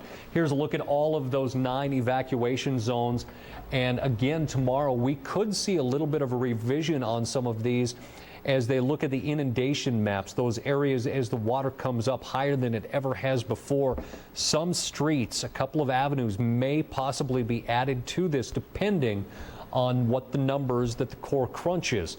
And we were talking about evacuation sections within those zones before. No, this is all 9 of them. Wednesday night at 10 p.m., everyone has to be out. And according to the police chief Ballantyne, that the National Guard is going to be assisting with security within these evacuation zones, and that the Minot Police Department will stay vigilant. Now, that is going to change once the Mouse River tops those levee systems. Airboats will also be in the area staged, and I have been told that the Black Hawk helicopters will also be in town, as we have seen flying around the area already, making sure that we try to keep everyone safe, and that is why we are told that the evacuations are happening Wednesday night at 10 p.m. so we get a full day to go through basically a door-to-door check to make sure everyone is out of Minot when that levee breach is expected sometime early on Friday. Looking at some of the different situations, Mike, we've got a couple more graphics when we talk about preparing evacuation grab-and-go boxes. Most of us are basically emptying out our houses within the valley systems, but we have a lot to take into consideration when we talk about taking everything we can with us. I know some people are leaving things behind simply because they don't have places to put everything. If you have to make decisions on what to take and what to go, make sure that obviously monetary issues are taken care of. Cash, your checkbook, things like that. We are going to be evacuated for a vast period of time, where it's a lot more than a couple of days. It's going to be weeks, if not longer, with these elevated flows. You want to make sure that you have your emergency phone numbers, the doctors, financial advisors, family practitioners, things like that, where we can make sure that we've got all of those numbers available. And then we also know we're going to be out of our homes for a while, so we have those copies of the children's immunization records, health and dental insurance cards if we have to go to the doctor in that meantime. Things that you may need, copies of your auto and flood insurance if you have flood insurance, renters or homeowners insurance policies, those important files that a lot of us hopefully want to keep safe and on file. But those, if your house is going to flood, should come with you, because if they are destroyed, that becomes a big problem. in getting some of those copies back. We also have copies of deeds, titles, wills, trust, home inventory. Make sure that you know what's in your house. A lot of us have wills, things like that, certificates, anything that you might want to take with you. And keep in mind with 1564.4, a lot of our homes will have significant water on the main floor. And if that water stays there long enough, I mean, the house itself is going to become, almost a little bit, get that musty sense inside, as that water could sit there for several days, if not weeks. So make sure that you take what you want with you out of that home. Sterling Kennels is also opened up for animals. They'll be open until midnight. Now, it's only a couple of minutes till midnight right now, but they'll be open till midnight every day until June 26th. So until next Sunday, Sterling Kennels says that they will be opening up theirs, and you can get a hold of them at 852-60. Don't call tonight, though. They're going to be leaving here in just a moment, but 852-6379. I'm going to say that one more time. Grab a pen, a piece of paper, or grab your cell phone. Go to your notebook thing here. I'm procrastinating, so you can do this. If you have a pet that you want to take care of, a dog, or I'm not sure if Sterling Kennels takes cats, but for sure I know dogs. It's 852-6379. And go ahead, Eric. I just got some video for you. Okay, Eric Manlove has been out shooting some video for us. We'll take a look at that in just a moment. Also, we have some news. We've had people ask us about recording this. Catherine Ross lives very close to the river, and right now we have a webcam set up there, and Joe is going to, it's already streaming into the station, so that's one camera, and then tomorrow we're going to set up another one at Brady Mart's. So we're going to have not one but two web cameras right near the Broadway Bridge, basically. I mean, with a stone's throw away from the Broadway Bridge. So we'll have two cameras to stream video. So Joe's in the control room right now. You'll be able to go to, I believe is it the KX website, Joe? Well, he's back. But we will have two cameras. One of them's in operation tonight, but it's dark, and there's a train blocking it right now. Tomorrow, and then we'll have the one at Brady Mart's. Well, so knowing, we got two cameras. knowing Mr. Technological Guru Goldaddy here, that it'll be on our website and linked to our Facebook page. Well, it already as is well. on the website. I already saw it once. Okay, so it's we just do a have matter that. of getting linked. Mike, if you want to go ahead, we've got some video now that was just taken here a little bit ago over by the North Dakota State Fair Center. There it is. They've started making dikes along the north end of the State Fair Center, the All Seasons Arena, in attempt to protect the State Fair Center from, well, let's be honest, the impending mouse. Loaders are placing dirt and clay, we should have to say clay because it's not just dirt, it's clay, as quickly as the trucks are hauling it in, and those are coming just about every 30 to 60 seconds. It's the loaders, about 5 to 10 minutes to clear that dirt from the location. Then about 30 seconds after that, he's complete. Another truck with a load of dirt comes in, and like we were talking about, Tom, they're working in less than ideal conditions for dike building. Little sprinkles in the area again. As they're trying to mesh this stuff up and really get it packed in there, knowing the amount of water is coming. We had a good question here, but let me go back to the site and find it. And it's more of a thing that I don't think you have an answer for, but I'm going to throw it out as soon as I get back to it. And let me get back to our website. And this is a gentleman that lives northwest of town, and he was and I'm going to talk you through it, and you answer the best you can. I'll see what I can come up with. See what you can come up. And I'm just going to try to read this and kind of paraphrase it. Okay. Let me see where. Now we have a lot of stuff on here. Okay. Let me get more just to make sure I can get the whole thing here. Okay. We're reporting that the already flooded valley is going to rise about 2.5 feet to the new crest. Now we're talking about the Boy Scout Bridge. Mm-hmm. Okay. And I just checked the hydrograph, and it's supposed to go up about 2.5. During the crest. That's not a lot. I mean, the next gauge is 11 feet. Oh boy, I got to write a comment box that just popped up there. Wish I could get rid of that.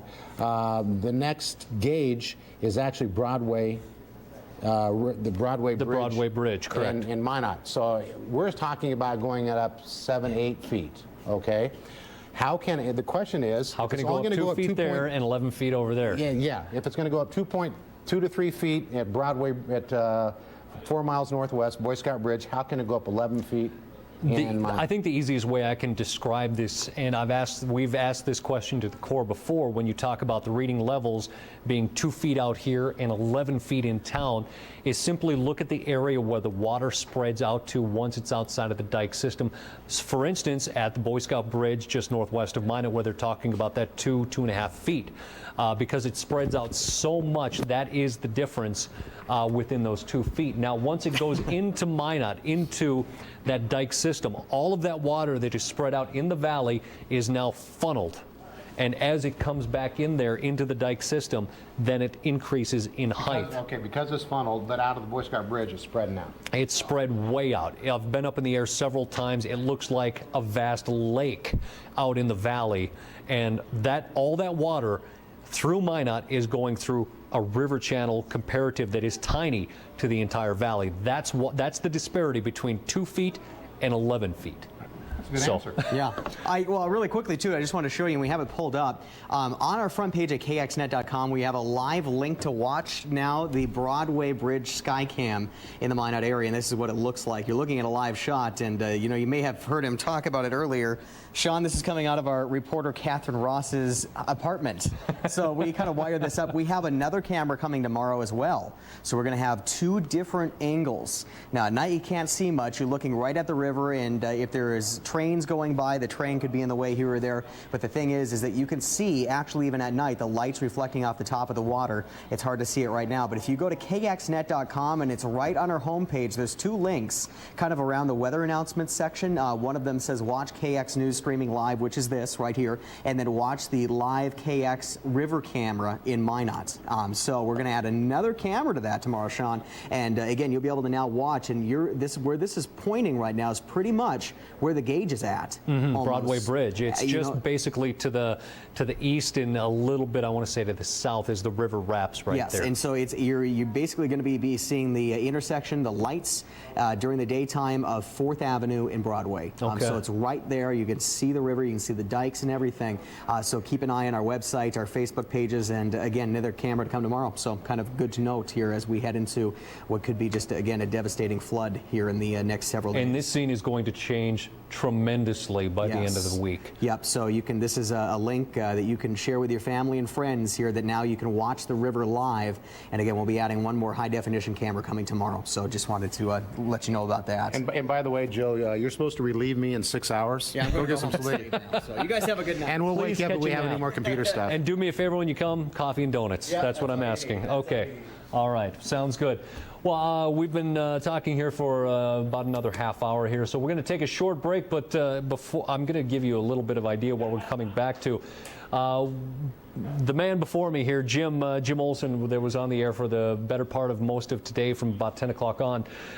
He left here, and you would assume he went home to get some sleep. Well, he didn't. He's hard at work already at home. He's got 3 houses to move. He's got 3 houses to move. We're going to come right back, and we're going to take a look at what he's up to in just a moment. From KX News in high definition, this is a special report, Flood Fight 2011.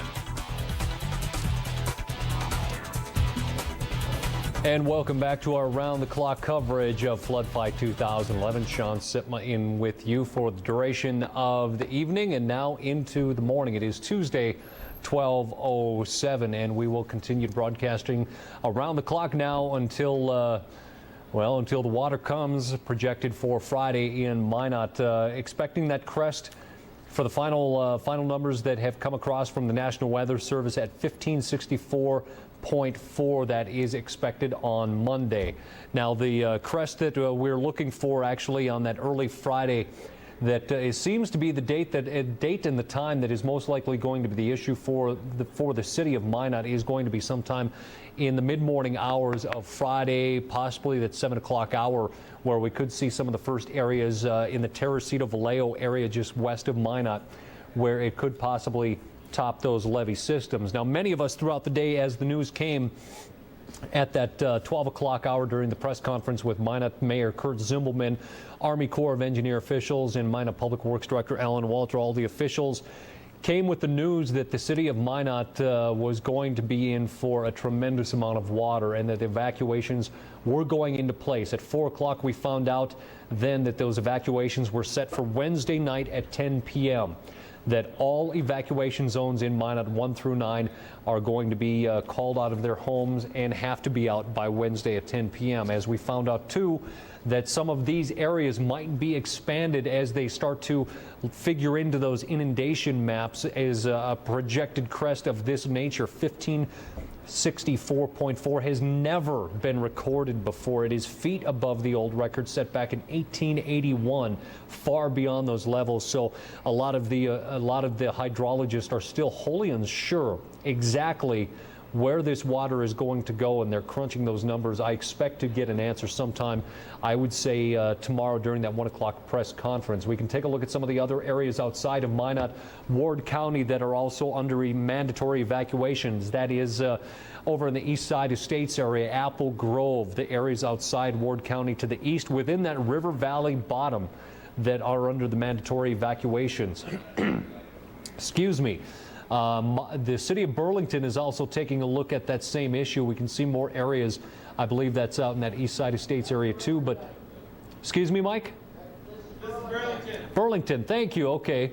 As we take a look at Burlington now, this is the mandatory evacuation area in red. Now, that area to the just bottom left of your screen that's still green, that is under the recommended area that is basically on the northwest side, or northeast side of the highway and railroad tracks. Still in the green there, that is the recommended evacuation. The area in red in Burlington, mandatory evacuation. That is Wednesday at 6 p.m. Minot Wednesday 10, Burlington Wednesday 6 p.m. Now, the flood fight in Burlington is continuing. They are continuing right now to make sandbags at this hour. I'm going to see if I can get our photographer for the night, Eric Manlove, to maybe head out to Burlington to see how many people are out there filling sandbags at this hour. They told us at the press conference at, I even have to think here, 2 o'clock and then again at 8 o'clock tonight that they are going to fight. They're going to raise those levees as much as they can in Burlington to see if they can hold back the Mouse River, and then the concern with the Des Lacs as it comes in as well. But they're making sandbags and attempting to raise that levee system through Burlington in an attempt to save the city there. However, regardless, those mandatory evacuations are in place Wednesday at 6. If you want to find this map, it is at www.burlingtonflood.com. That will show you the exact areas you can zoom in, find your house in the mandatory evacuations. Now, the reason they are going Wednesday at 6 p.m. is that the fire department within Burlington is going door to door after that 6 o'clock hour and is going to go to the doors. As the fire chief from Burlington had said, they are going to put caution tape across those doors, exit out as an indication that that house is clear. They are also warning people not to go back into, they're asking people not to go back into the evacuation areas after they have evacuated. And once you have left, they are also asking residents in Burlington to contact the Emergency Operations Center, which is going to be at the fire hall, to let officials know that you're out of your house. And once you're out, don't go back in. After that 6 p.m. hour, the fire department will be going house to house, checking out the residences to make sure that everyone is out. If you have any questions on shutting off your gas, also call the flood hotline. We have that at 858-9366, whether that's in Burlington or Minot. And if you're in Burlington and have an issue of shutting off your gas, you can try to get a hold of MDU. Or if you really can't find any other means of getting it shut off, the fire department said they will assist you with that. You can call the local fire department in Burlington or this flood hotline at 858-9366. Now, one other area to talk about here is once the evacuation zones are clear, they are also going to be, or I should say before they're clear, we're also implementing in the city of Minot the reverse emergency alert calls, or the reverse 911 system, I guess as it's generically called, that if we should have an issue with the levees or if one of them starts to breach, that they will blare the sirens with a message to follow. That is the immediate notice to evacuate. The same goes for Burlington. except for in Burlington, they are going to be sandbagging up until they are forced off the levees, and at that time, the emergency sirens will blare in the town. That is the clear indication. If you are there sandbagging, or if you're in the evacuation zones, get out now. As we got the notice today, many of us were evacuating. Starting at 7 o'clock myself in Northwest Minot, clearing out my place. But Jim Olson, who was here until roughly 10 o'clock this evening, was on from 10 till 10 today and has got a lot more work ahead of him. Mike, let's go ahead and take a look at the video. Once Jim Olson left here, it didn't take him long. Well, to get back to work, he headed home, and upon his arrival, he found a big semi-trailer with a lot of people helping out, loading out his place. And as he joked, he got back to his house. Of course, Jim, being the joker that he is, walks up and goes, "Who are you people? What are you doing with my stuff?" But no, it's good to see that a lot of people are helping families be able to get their stuff out of their homes. Now, the Olsons have 3 different homes, with Jim's house and Perry's house, and then Jim's daughter, Carolyn, as well, trying to get every last item out of their homes, and that goes for the garages and the basements, and you know, even some people who have those lower second floors and those lower elevations. I was just going to point out that, and if we can go to the radar here. Well, do you want to watch the end of the video, or was that it? That was about it right there. This is the latest HD radar, HD precision radar. And if you look up towards Estevan, I think Estevan, is that going to the Rafferty? Is that? That is, well, looking at the entire area, that would about encompass Rafferty and Alameda with that spread. Well, right that's there. A little pocket of very heavy rain right now, and it's just dropped about 0.4 of an inch of rain. And I don't want to freak everybody out every time there's a thunderstorm that pops up, but that's definitely rain falling in a place that the ground is saturated, and it's going to be going into the Souris or Delac or somewhere. It's going to be flowing this way in the next couple of days, because that's a pocket of very heavy rain right there. We've talked about this once before, but during the press conference, Mayor Jerome Grunberg talked about Burlington's individual battle with 2 rivers, essentially, the Mouse River and the Delac, which is a big wild card. That's the number 2, yeah, the Mouse River that comes in basically from the north, northwest, and the Delac River that essentially comes in on that north, even farther northeast side. That the Delac, like you said, is that wild card. If we get a substantial amount of rain, widespread rain, and that's the issue with the Delac. It comes in so much faster in its flows because of the elevation change as it flows towards the Mouse, that would be the backbreaker if we did get enough rainfall to really kick the Delac into high gear as well, and that could be the straw that breaks the camel's back for Burlington if it isn't the Mouse before then. So. Right.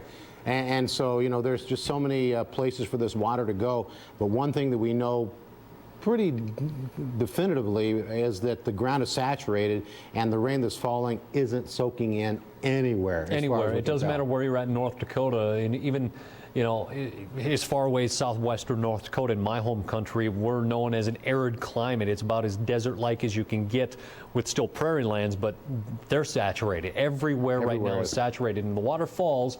Like up at Rafferty and Alameda, it's going in their drainage systems. It's going right there. As a matter of fact, let's go ahead and roll that video from the Rafferty Dam that was taken. Jim Olson headed up to the Rafferty on Sunday, and this was the video. This is the water that's coming out towards us, and they're ramping that up for a total flow out of Canada at 18,000. Is that right, Tom? Well, that was Lake Darling. I'm sorry, that was Lake Darling. No, this is actually a total of 23,000 CFS coming out of Canada. But just look at the immensity of the water that is coming out even at this point on Sunday at the Rafferty Dam, just north of the border here. And we are starting, it seems to be leveling off, so we're starting to see a bit of a gain, hopefully today, on the reservoir levels. Our plan is to continue to release in the near term here at roughly the same rate, so that we do gain some storage on the reservoir. We continue to monitor the reservoir level and the inflows and adjust outflows accordingly. It seems like every week to 10 days we get another rainfall event that basically covers the upper basin in the Souris, and it's forecasted that we can get some more rain even today and tomorrow. All right, and there it is. That's what's heading towards Minot, coming out of Canada right now at 23,000 CFS, heading for the U.S., set to slam into Lake Darling. And once again, Lake Darling right now opening up their flows at 9,000 CFS and is going to be ramping up to 18,000 by the time this is all said and done. But right now they're trying to create a little bit of storage in anticipation, knowing that all of this water coming out of Canada, that 23,000 CFS is coming, and their ideal goal was to get about 4 acre feet of storage capacity up at that Lake Darling location. And right now, the latest reading I believe that we had from Lake Darling was at 1599, and I'm going to have to. I have it right here, 1599.44. 1599.44, and they were hoping to get down to that 1597 mark before a lot of this water started flowing in from Canada. There it is, decreasing a little bit, so they are creating a little bit of storage capacity. In essence, too, that they haven't ramped it up so much, they're trying to buy Minot a little bit of time, and not in so much a sense to raise the levee system, but rather to be able to get all of the residents out of the river valley. They've given us until Wednesday night for the mandatory evacuation, but instead of just a few hours and ramping that up and trying to create a lot of capacity, they're keeping that at 9,000 for today and then ramping that up to 10,000 and so on down the line. That really is just a matter of buying time for those of us within the valley system there. And if you've got if you ever have a chance, if you want to find where a lot of these flood forecasts and things like that are, they're on the National Weather Service site at Bismarck. The easiest way to find this, I'll tell you, if you go to Google or to a search engine, you can type in NWS Bismarck. What that stands for is the National Weather Service at Bismarck. Once you get to that home page, you can click on it is rivers and lakes, and that will take you to another page that is all of the different rivers and dams within North Dakota. What you want to do is click on the little icon within that on that page, like Lake Darling, for instance, and you will see the river readings. And right now, that river reading at Lake Darling is on a downward slope, 1599.44. If you click, however, on the number itself, it will take you down the line. And the difference, though, with Lake Darling, though, it doesn't give you that projected forecast as far as releases. That's coming from the Corps of Engineers. Well, the Corps of Engineers is the one who issues it, but then Tom Pabian from the U.S. Fish and Wildlife, they are the ones who actually raise the gates and things like that to allow for that flow. If you click on, say, for instance, the one you see on your screen, the Broadway Bridge at Minot, you will see the huge arc in the river level that is going to start on Friday. Now, that only takes you out to June 26. If you click on that little green dot up in the right-hand corner that says 1562.7, and then it will show you a whole bunch of numbers. What you want to look for then is the final day, which it goes out to the 27th of June, which is next Monday. And right now that is saying 1564.4 or 16,000. And we might have a new number at roughly 1 o'clock. 1 o'clock. So about another 37 and a half minutes. Roughly, we're looking at that. So that could be a few minutes late, as we have seen in the past. Todd Mathestad on Facebook did the Google Earth thing, trying to figure out elevation, and he knows his elevation, and he found out that using Google Earth, it is 6 feet higher than actual. So at least the calculations he did, you need to subtract 6 feet. So that's a big margin of error. And that's what I was saying before. You really have to take a good long look at the site. Google Earth is great for looking at street views and things like that, but even the addresses are a little bit off, so you can't wholly rely on that. Unless you have a really good GPS system where it shows you exact elevations and not estimates. A lot of people were trying to find it on their phones to find that GPS reading. Well, those altimeters, as they call them, the one app on my phone, well, it's a plus or minus 10. That's a big disparity. But there are GPSs that, bicycle GPSs, some car GPSs are pretty accurate on that. Mike, which graphic do we have up on the screen here? I realize this is an inundation map. I'm not sure.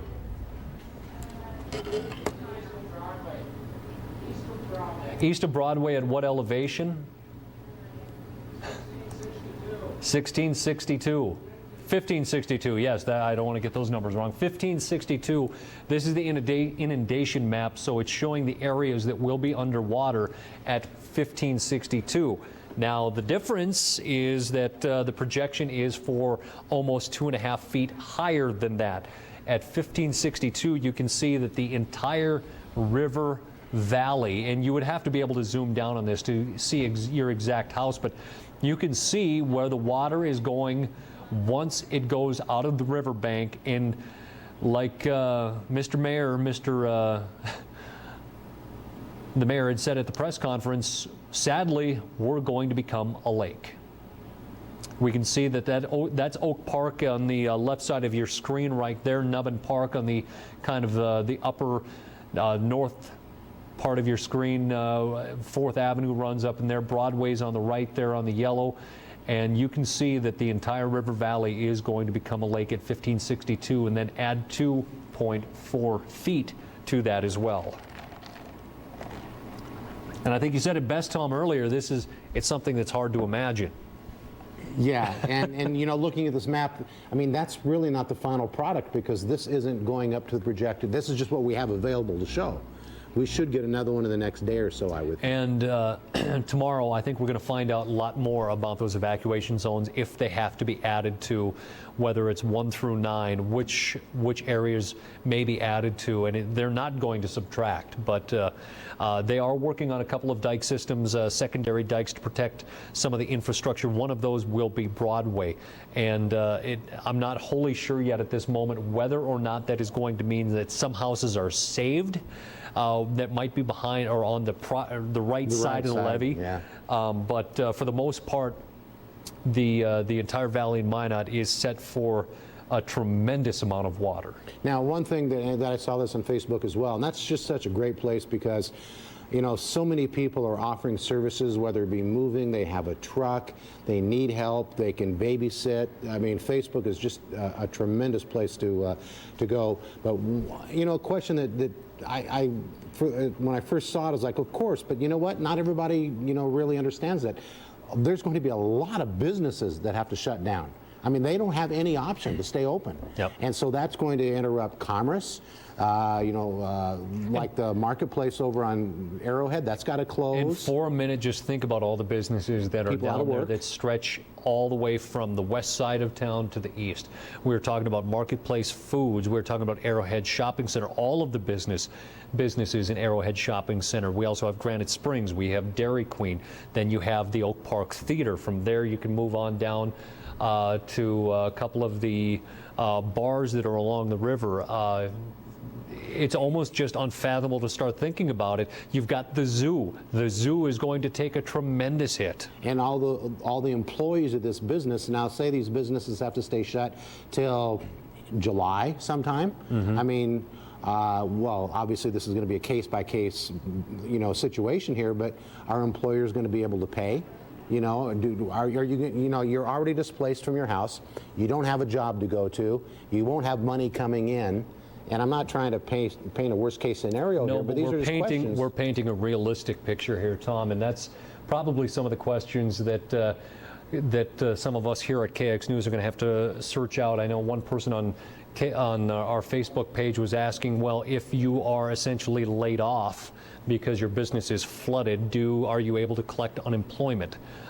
Things like that. And to me, I mean, we are wading into uncharted territory of disaster. The last time anyone experienced anything like this was in 1969 when the city flooded. There were a lot of businesses that went out of business, and I really do not want to, I don't even want to think about anything like that happening, that the flood could mean the end for a business owner, but that was a reality that some of them faced in 69, and that flood lasted 40 days.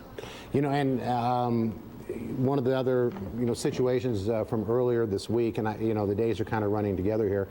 You know, FEMA originally declined, or you know, did not approve individual assistance. Now, you know, with this going on right now, I gotta think they're going to reevaluate. That is a number at the bottom of your screen right now. I hope you write down, you memorize, you log it into your cell phone. This is one that is going to be crucial. This is the FEMA hotline that once the flooding occurs.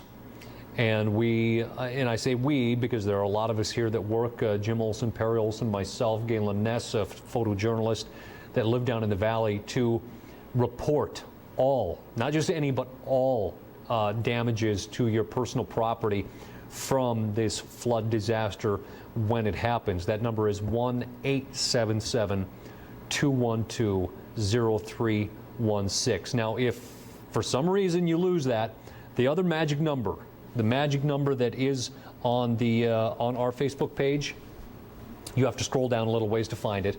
It's also at the Ward County Emergency Manager's Facebook page and web page, but that flood hotline is 858-9366. That's kind of the go-to.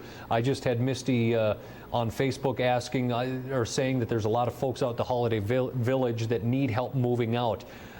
You need to call the flood hotline.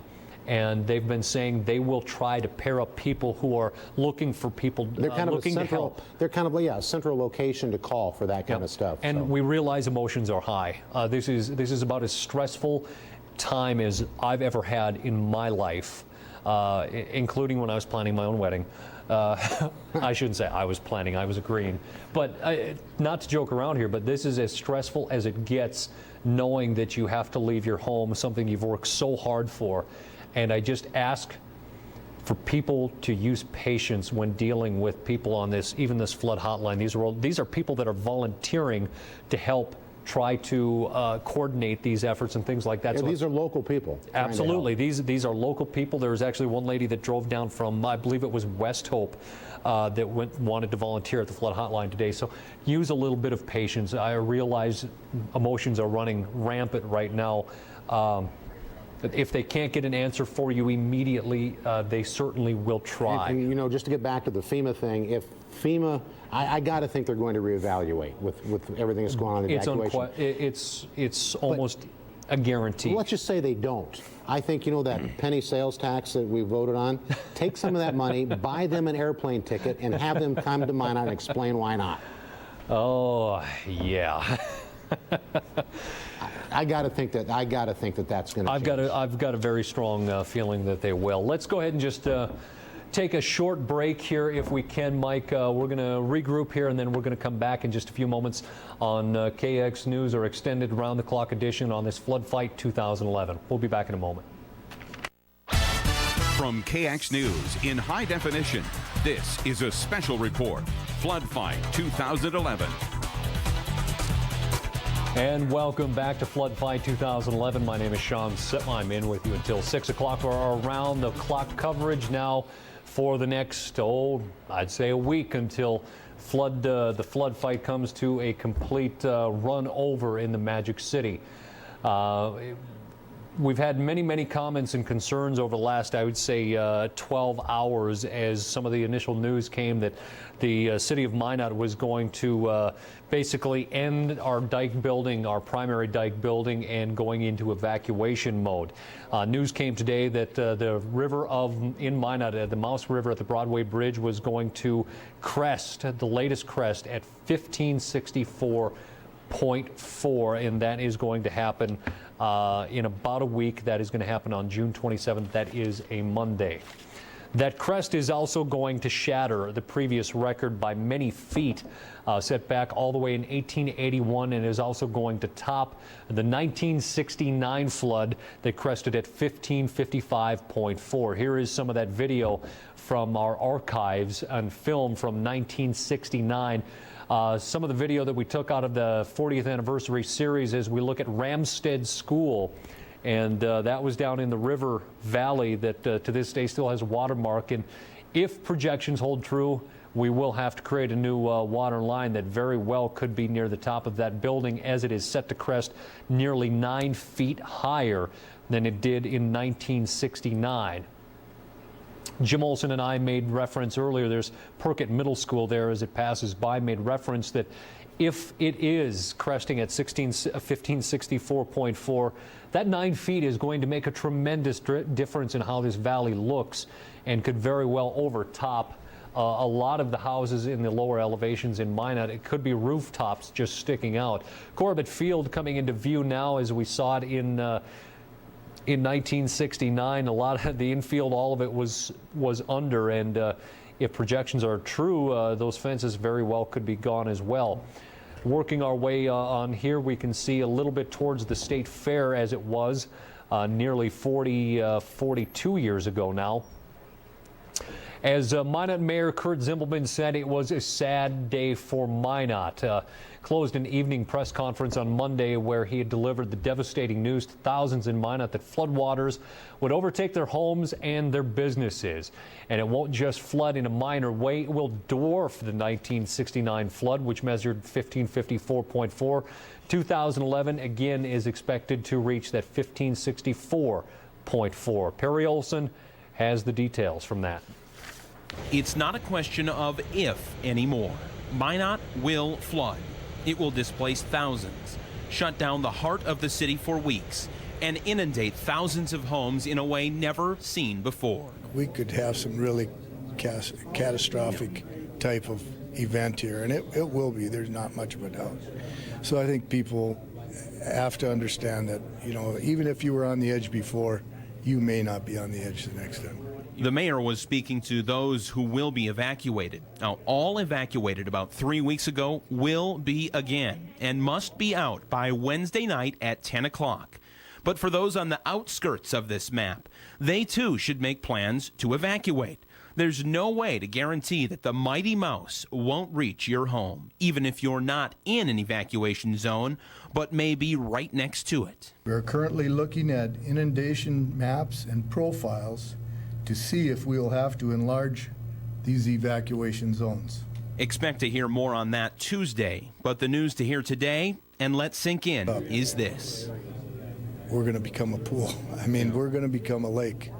And it's hard to accept, it's hard to really believe, but I have some real concerns. Concerns that will become reality. Flows of 17,000 CFS. That's more than 3 times the record amount before this year from the Lake Darling Dam on Wednesday will reach Minot sometime Thursday, Friday, or the weekend. And the emergency levee system will be topped. All city bridges will be closed at these levels except for Broadway Bridge. We plan to keep Broadway open. Secondary dike work will hopefully keep it open as a major north-south route along with the west bypass. More infrastructure news. The water system in Minot will be put to the test. Alan Walter spoke to the need for conservation over the entire duration of this flood. You need to think about what you're doing when you're taking your showers and baths and washing clothes and all that stuff. The city will be down to 1 aquifer. Walter says it can do the job, but conservation is a must. Now, the news is endless, but what citizens of Minot need to know is this. The battle to keep floodwaters in the banks of the riverbed will fail. Water will spill over and flood Minot in a way never before seen by anyone alive today. This flood will last for at least 2 weeks before the water may start to go down at all. This will be long. It will be devastating. It will change thousands of lives. An example of just how high the mouse will rise comes from Sean Sitma's story from Sunday. Now, this marker indicates the level of the 1969 flood just east of Oak Park. We'll match this and cover it with an additional 7 feet of water. In Minot, Perry Olson, KX News. Just seems like a hard pill to swallow for a lot of folks in the valley tonight. And the orders that came out today with the mandatory evacuations coming Wednesday night at 10 p.m. Has given us about 3 days to get everything in order and get out of the valley, as the evacuation is set a couple of days before Friday's initial inundation, which is expected in that Teresita Vallejo area, coming in Friday in those mid-morning hours. Again, those that flood projection sitting at 1564.4. We could be looking at some of those new numbers as possibly early as the next 20-25 minutes at that 1 o'clock hour. Now we are. I'm sorry. We had a request to put up the FEMA phone number again on our Facebook. Can we go ahead and put up that flood, that FEMA number there, Mike, before we head into the next video? That is a number that we do need to report any and all damages caused by the flooding in this flood fight, and that is 1-877-212 0316. Again, this is the number that we need to hold on to as we return when we return to our homes after the floodwaters have gone down. 1-877-212-0316. Now, Tom, with the flooding imminent as the valley is set to, the water is going to go over the dikes, many people are asking, why are we still calling this a flood fight? And Mike, go ahead and roll the video. And this is why, simply because we are still trying to keep some of the city's infrastructure and high priority areas out of the water that is set to take over the valley. This is the State Fair Center as it was tonight, as payloaders continue to pile dirt throughout the around-the-clock hours. It's about every 30 seconds that these huge trucks are rolling in with clay, dumping it, and taking only a few minutes for these payloaders to mound up that dirt. And they have a task at hand. You're talking about a dike that is going to have to be many, many feet tall, and they're starting from scratch. Even as we saw earlier that rain was still kind of sprinkling down, the crews are working around the clocks right now, trying to beat that deadline of Friday when those big crests come into the city. And speaking of rain, I just checked the radar, and it's definitely raining up in around Estevan and Hirsch, Saskatchewan. Just north between Portal and Northgate, right on the border, some moderate rain showers. It's been about a ½ inch to 3/4 of an inch in the past hour. The ground is saturated. I don't know what numbers have been included in their forecast for the river levels. We'll get a better idea tomorrow. I'm going to try to get a hold of the Weather Service and see if I can get a figure on how much they factored in, and see if we're over that or under that. I'll see what I can do. I don't know that I can get an answer, but I'll try. Well, I know that answer will be definitive any which way when they have their 1 o'clock conference call between the emergency manager and the U.S. Army Corps of Engineers and the National Weather Service, all of that. The evacuation orders came today, and a lot of us are wondering what to do as we try to find places to put our things, where to go, and many of us have pets. Now, the NDSU Extension Center south of Minot, that's the North Central Research Extension Center, will once again be opening up to take our pets as many people leave the valley and don't have anywhere to go for our pooches and cats and things like that. They're going to be opening up now tomorrow morning at 8 a.m.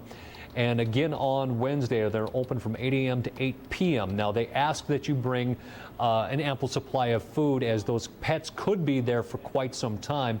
A leash for the dog, maybe a little toy for the cat, and some soft blankets as well. As we saw the first time just a few weeks ago when the evacuations went in on June 1st, that they did a great job of taking care of the pets, but they ran a little short initially on that bedding. So they're asking for a little bit of food, a leash, and then some bedding for those animals.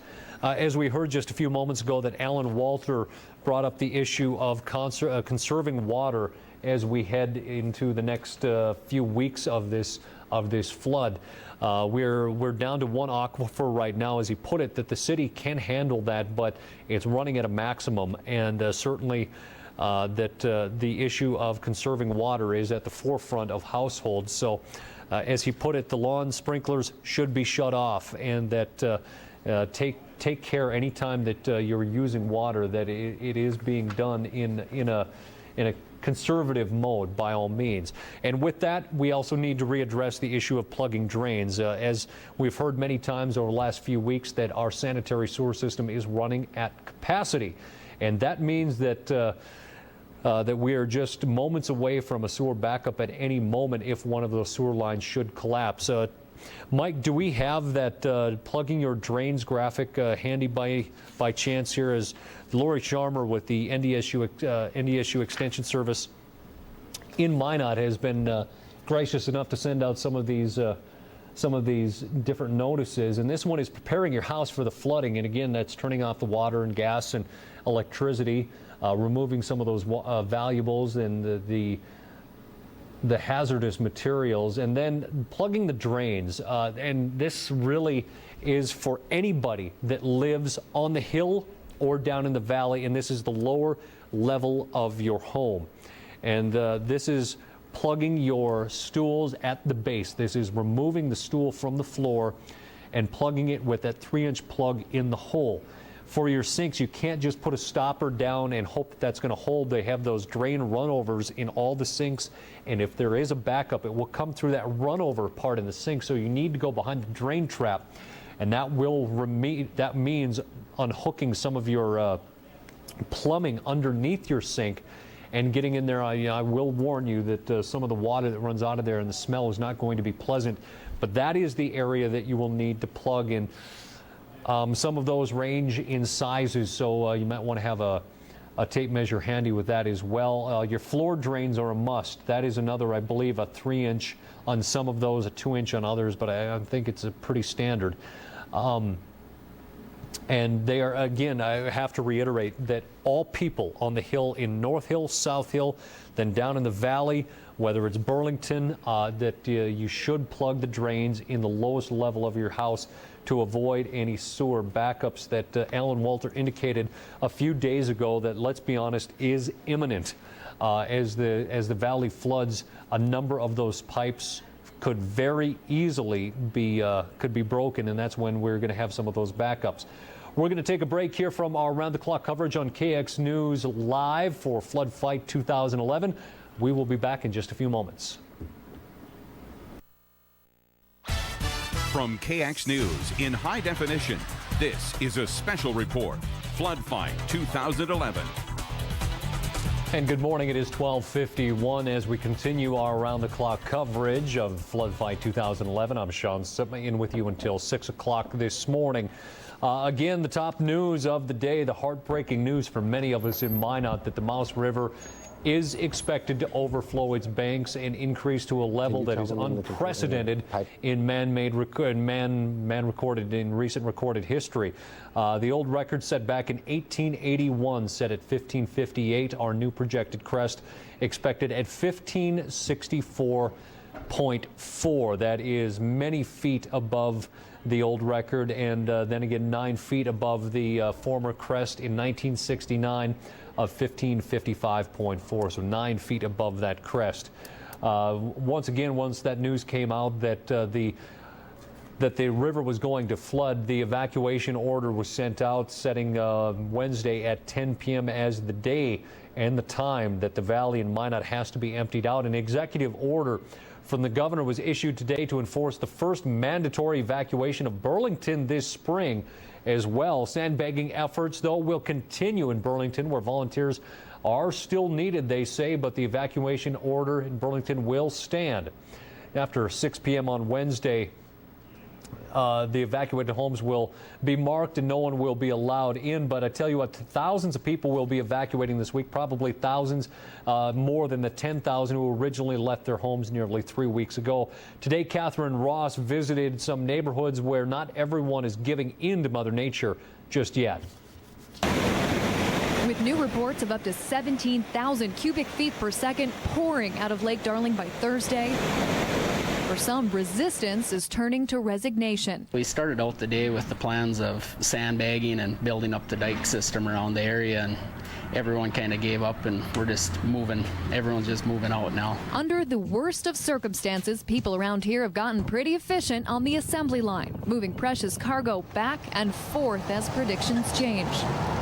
About 2 weeks ago, we had a big crew here and moved everything out and moved everything back, or started moving back in this last weekend, and now we're moving it all back out again.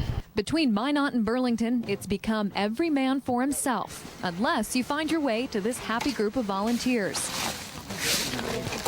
Sandbagging through a downpour, a last-ditch effort for Brooks Addition and the Robinwood neighborhood. There's always hope. They're digging in as some head for higher ground and others hope for a miracle. Hopefully we can salvage our house, and just have to see what happens from there. You don't know. It might be enough just to save one house, a whole neighborhood. You don't give up.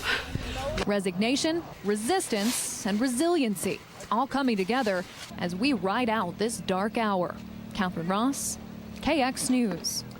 As Jim Olson pointed out earlier, our hour is going to turn into days and possibly into weeks. Aside from sandbagging in Burlington and other rural areas today in the rain, many were also evacuating in the rain as some At times, torrential downpours in Minot left many of us heading for cover, but Jim Olson, who spent a good 12 hours on the desk here, headed home today and went right back to work, believe it or not. He got back after long hours on the desk. He arrived, and here's his house lit up and almost looks like daytime. He said he got home, and, well, there's people everywhere, and a semi parked in his yard, and it was a familiar sight for many of us who were down in the valley today.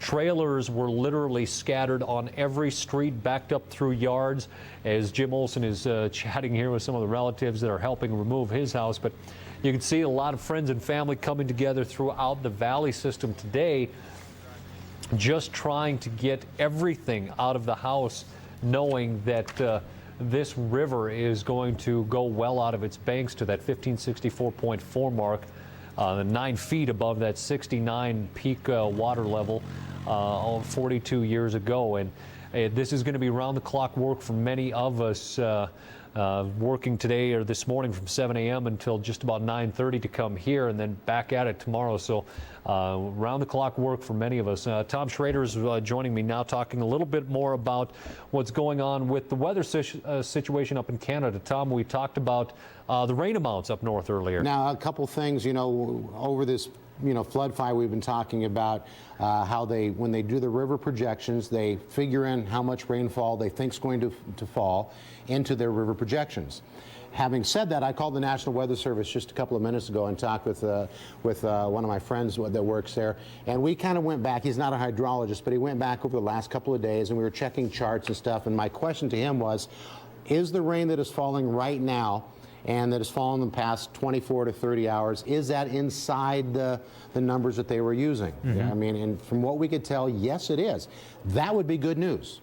All right, but there was one problem that wasn't in this. So, I mean, this can't obviously all be good news. It's just our luck.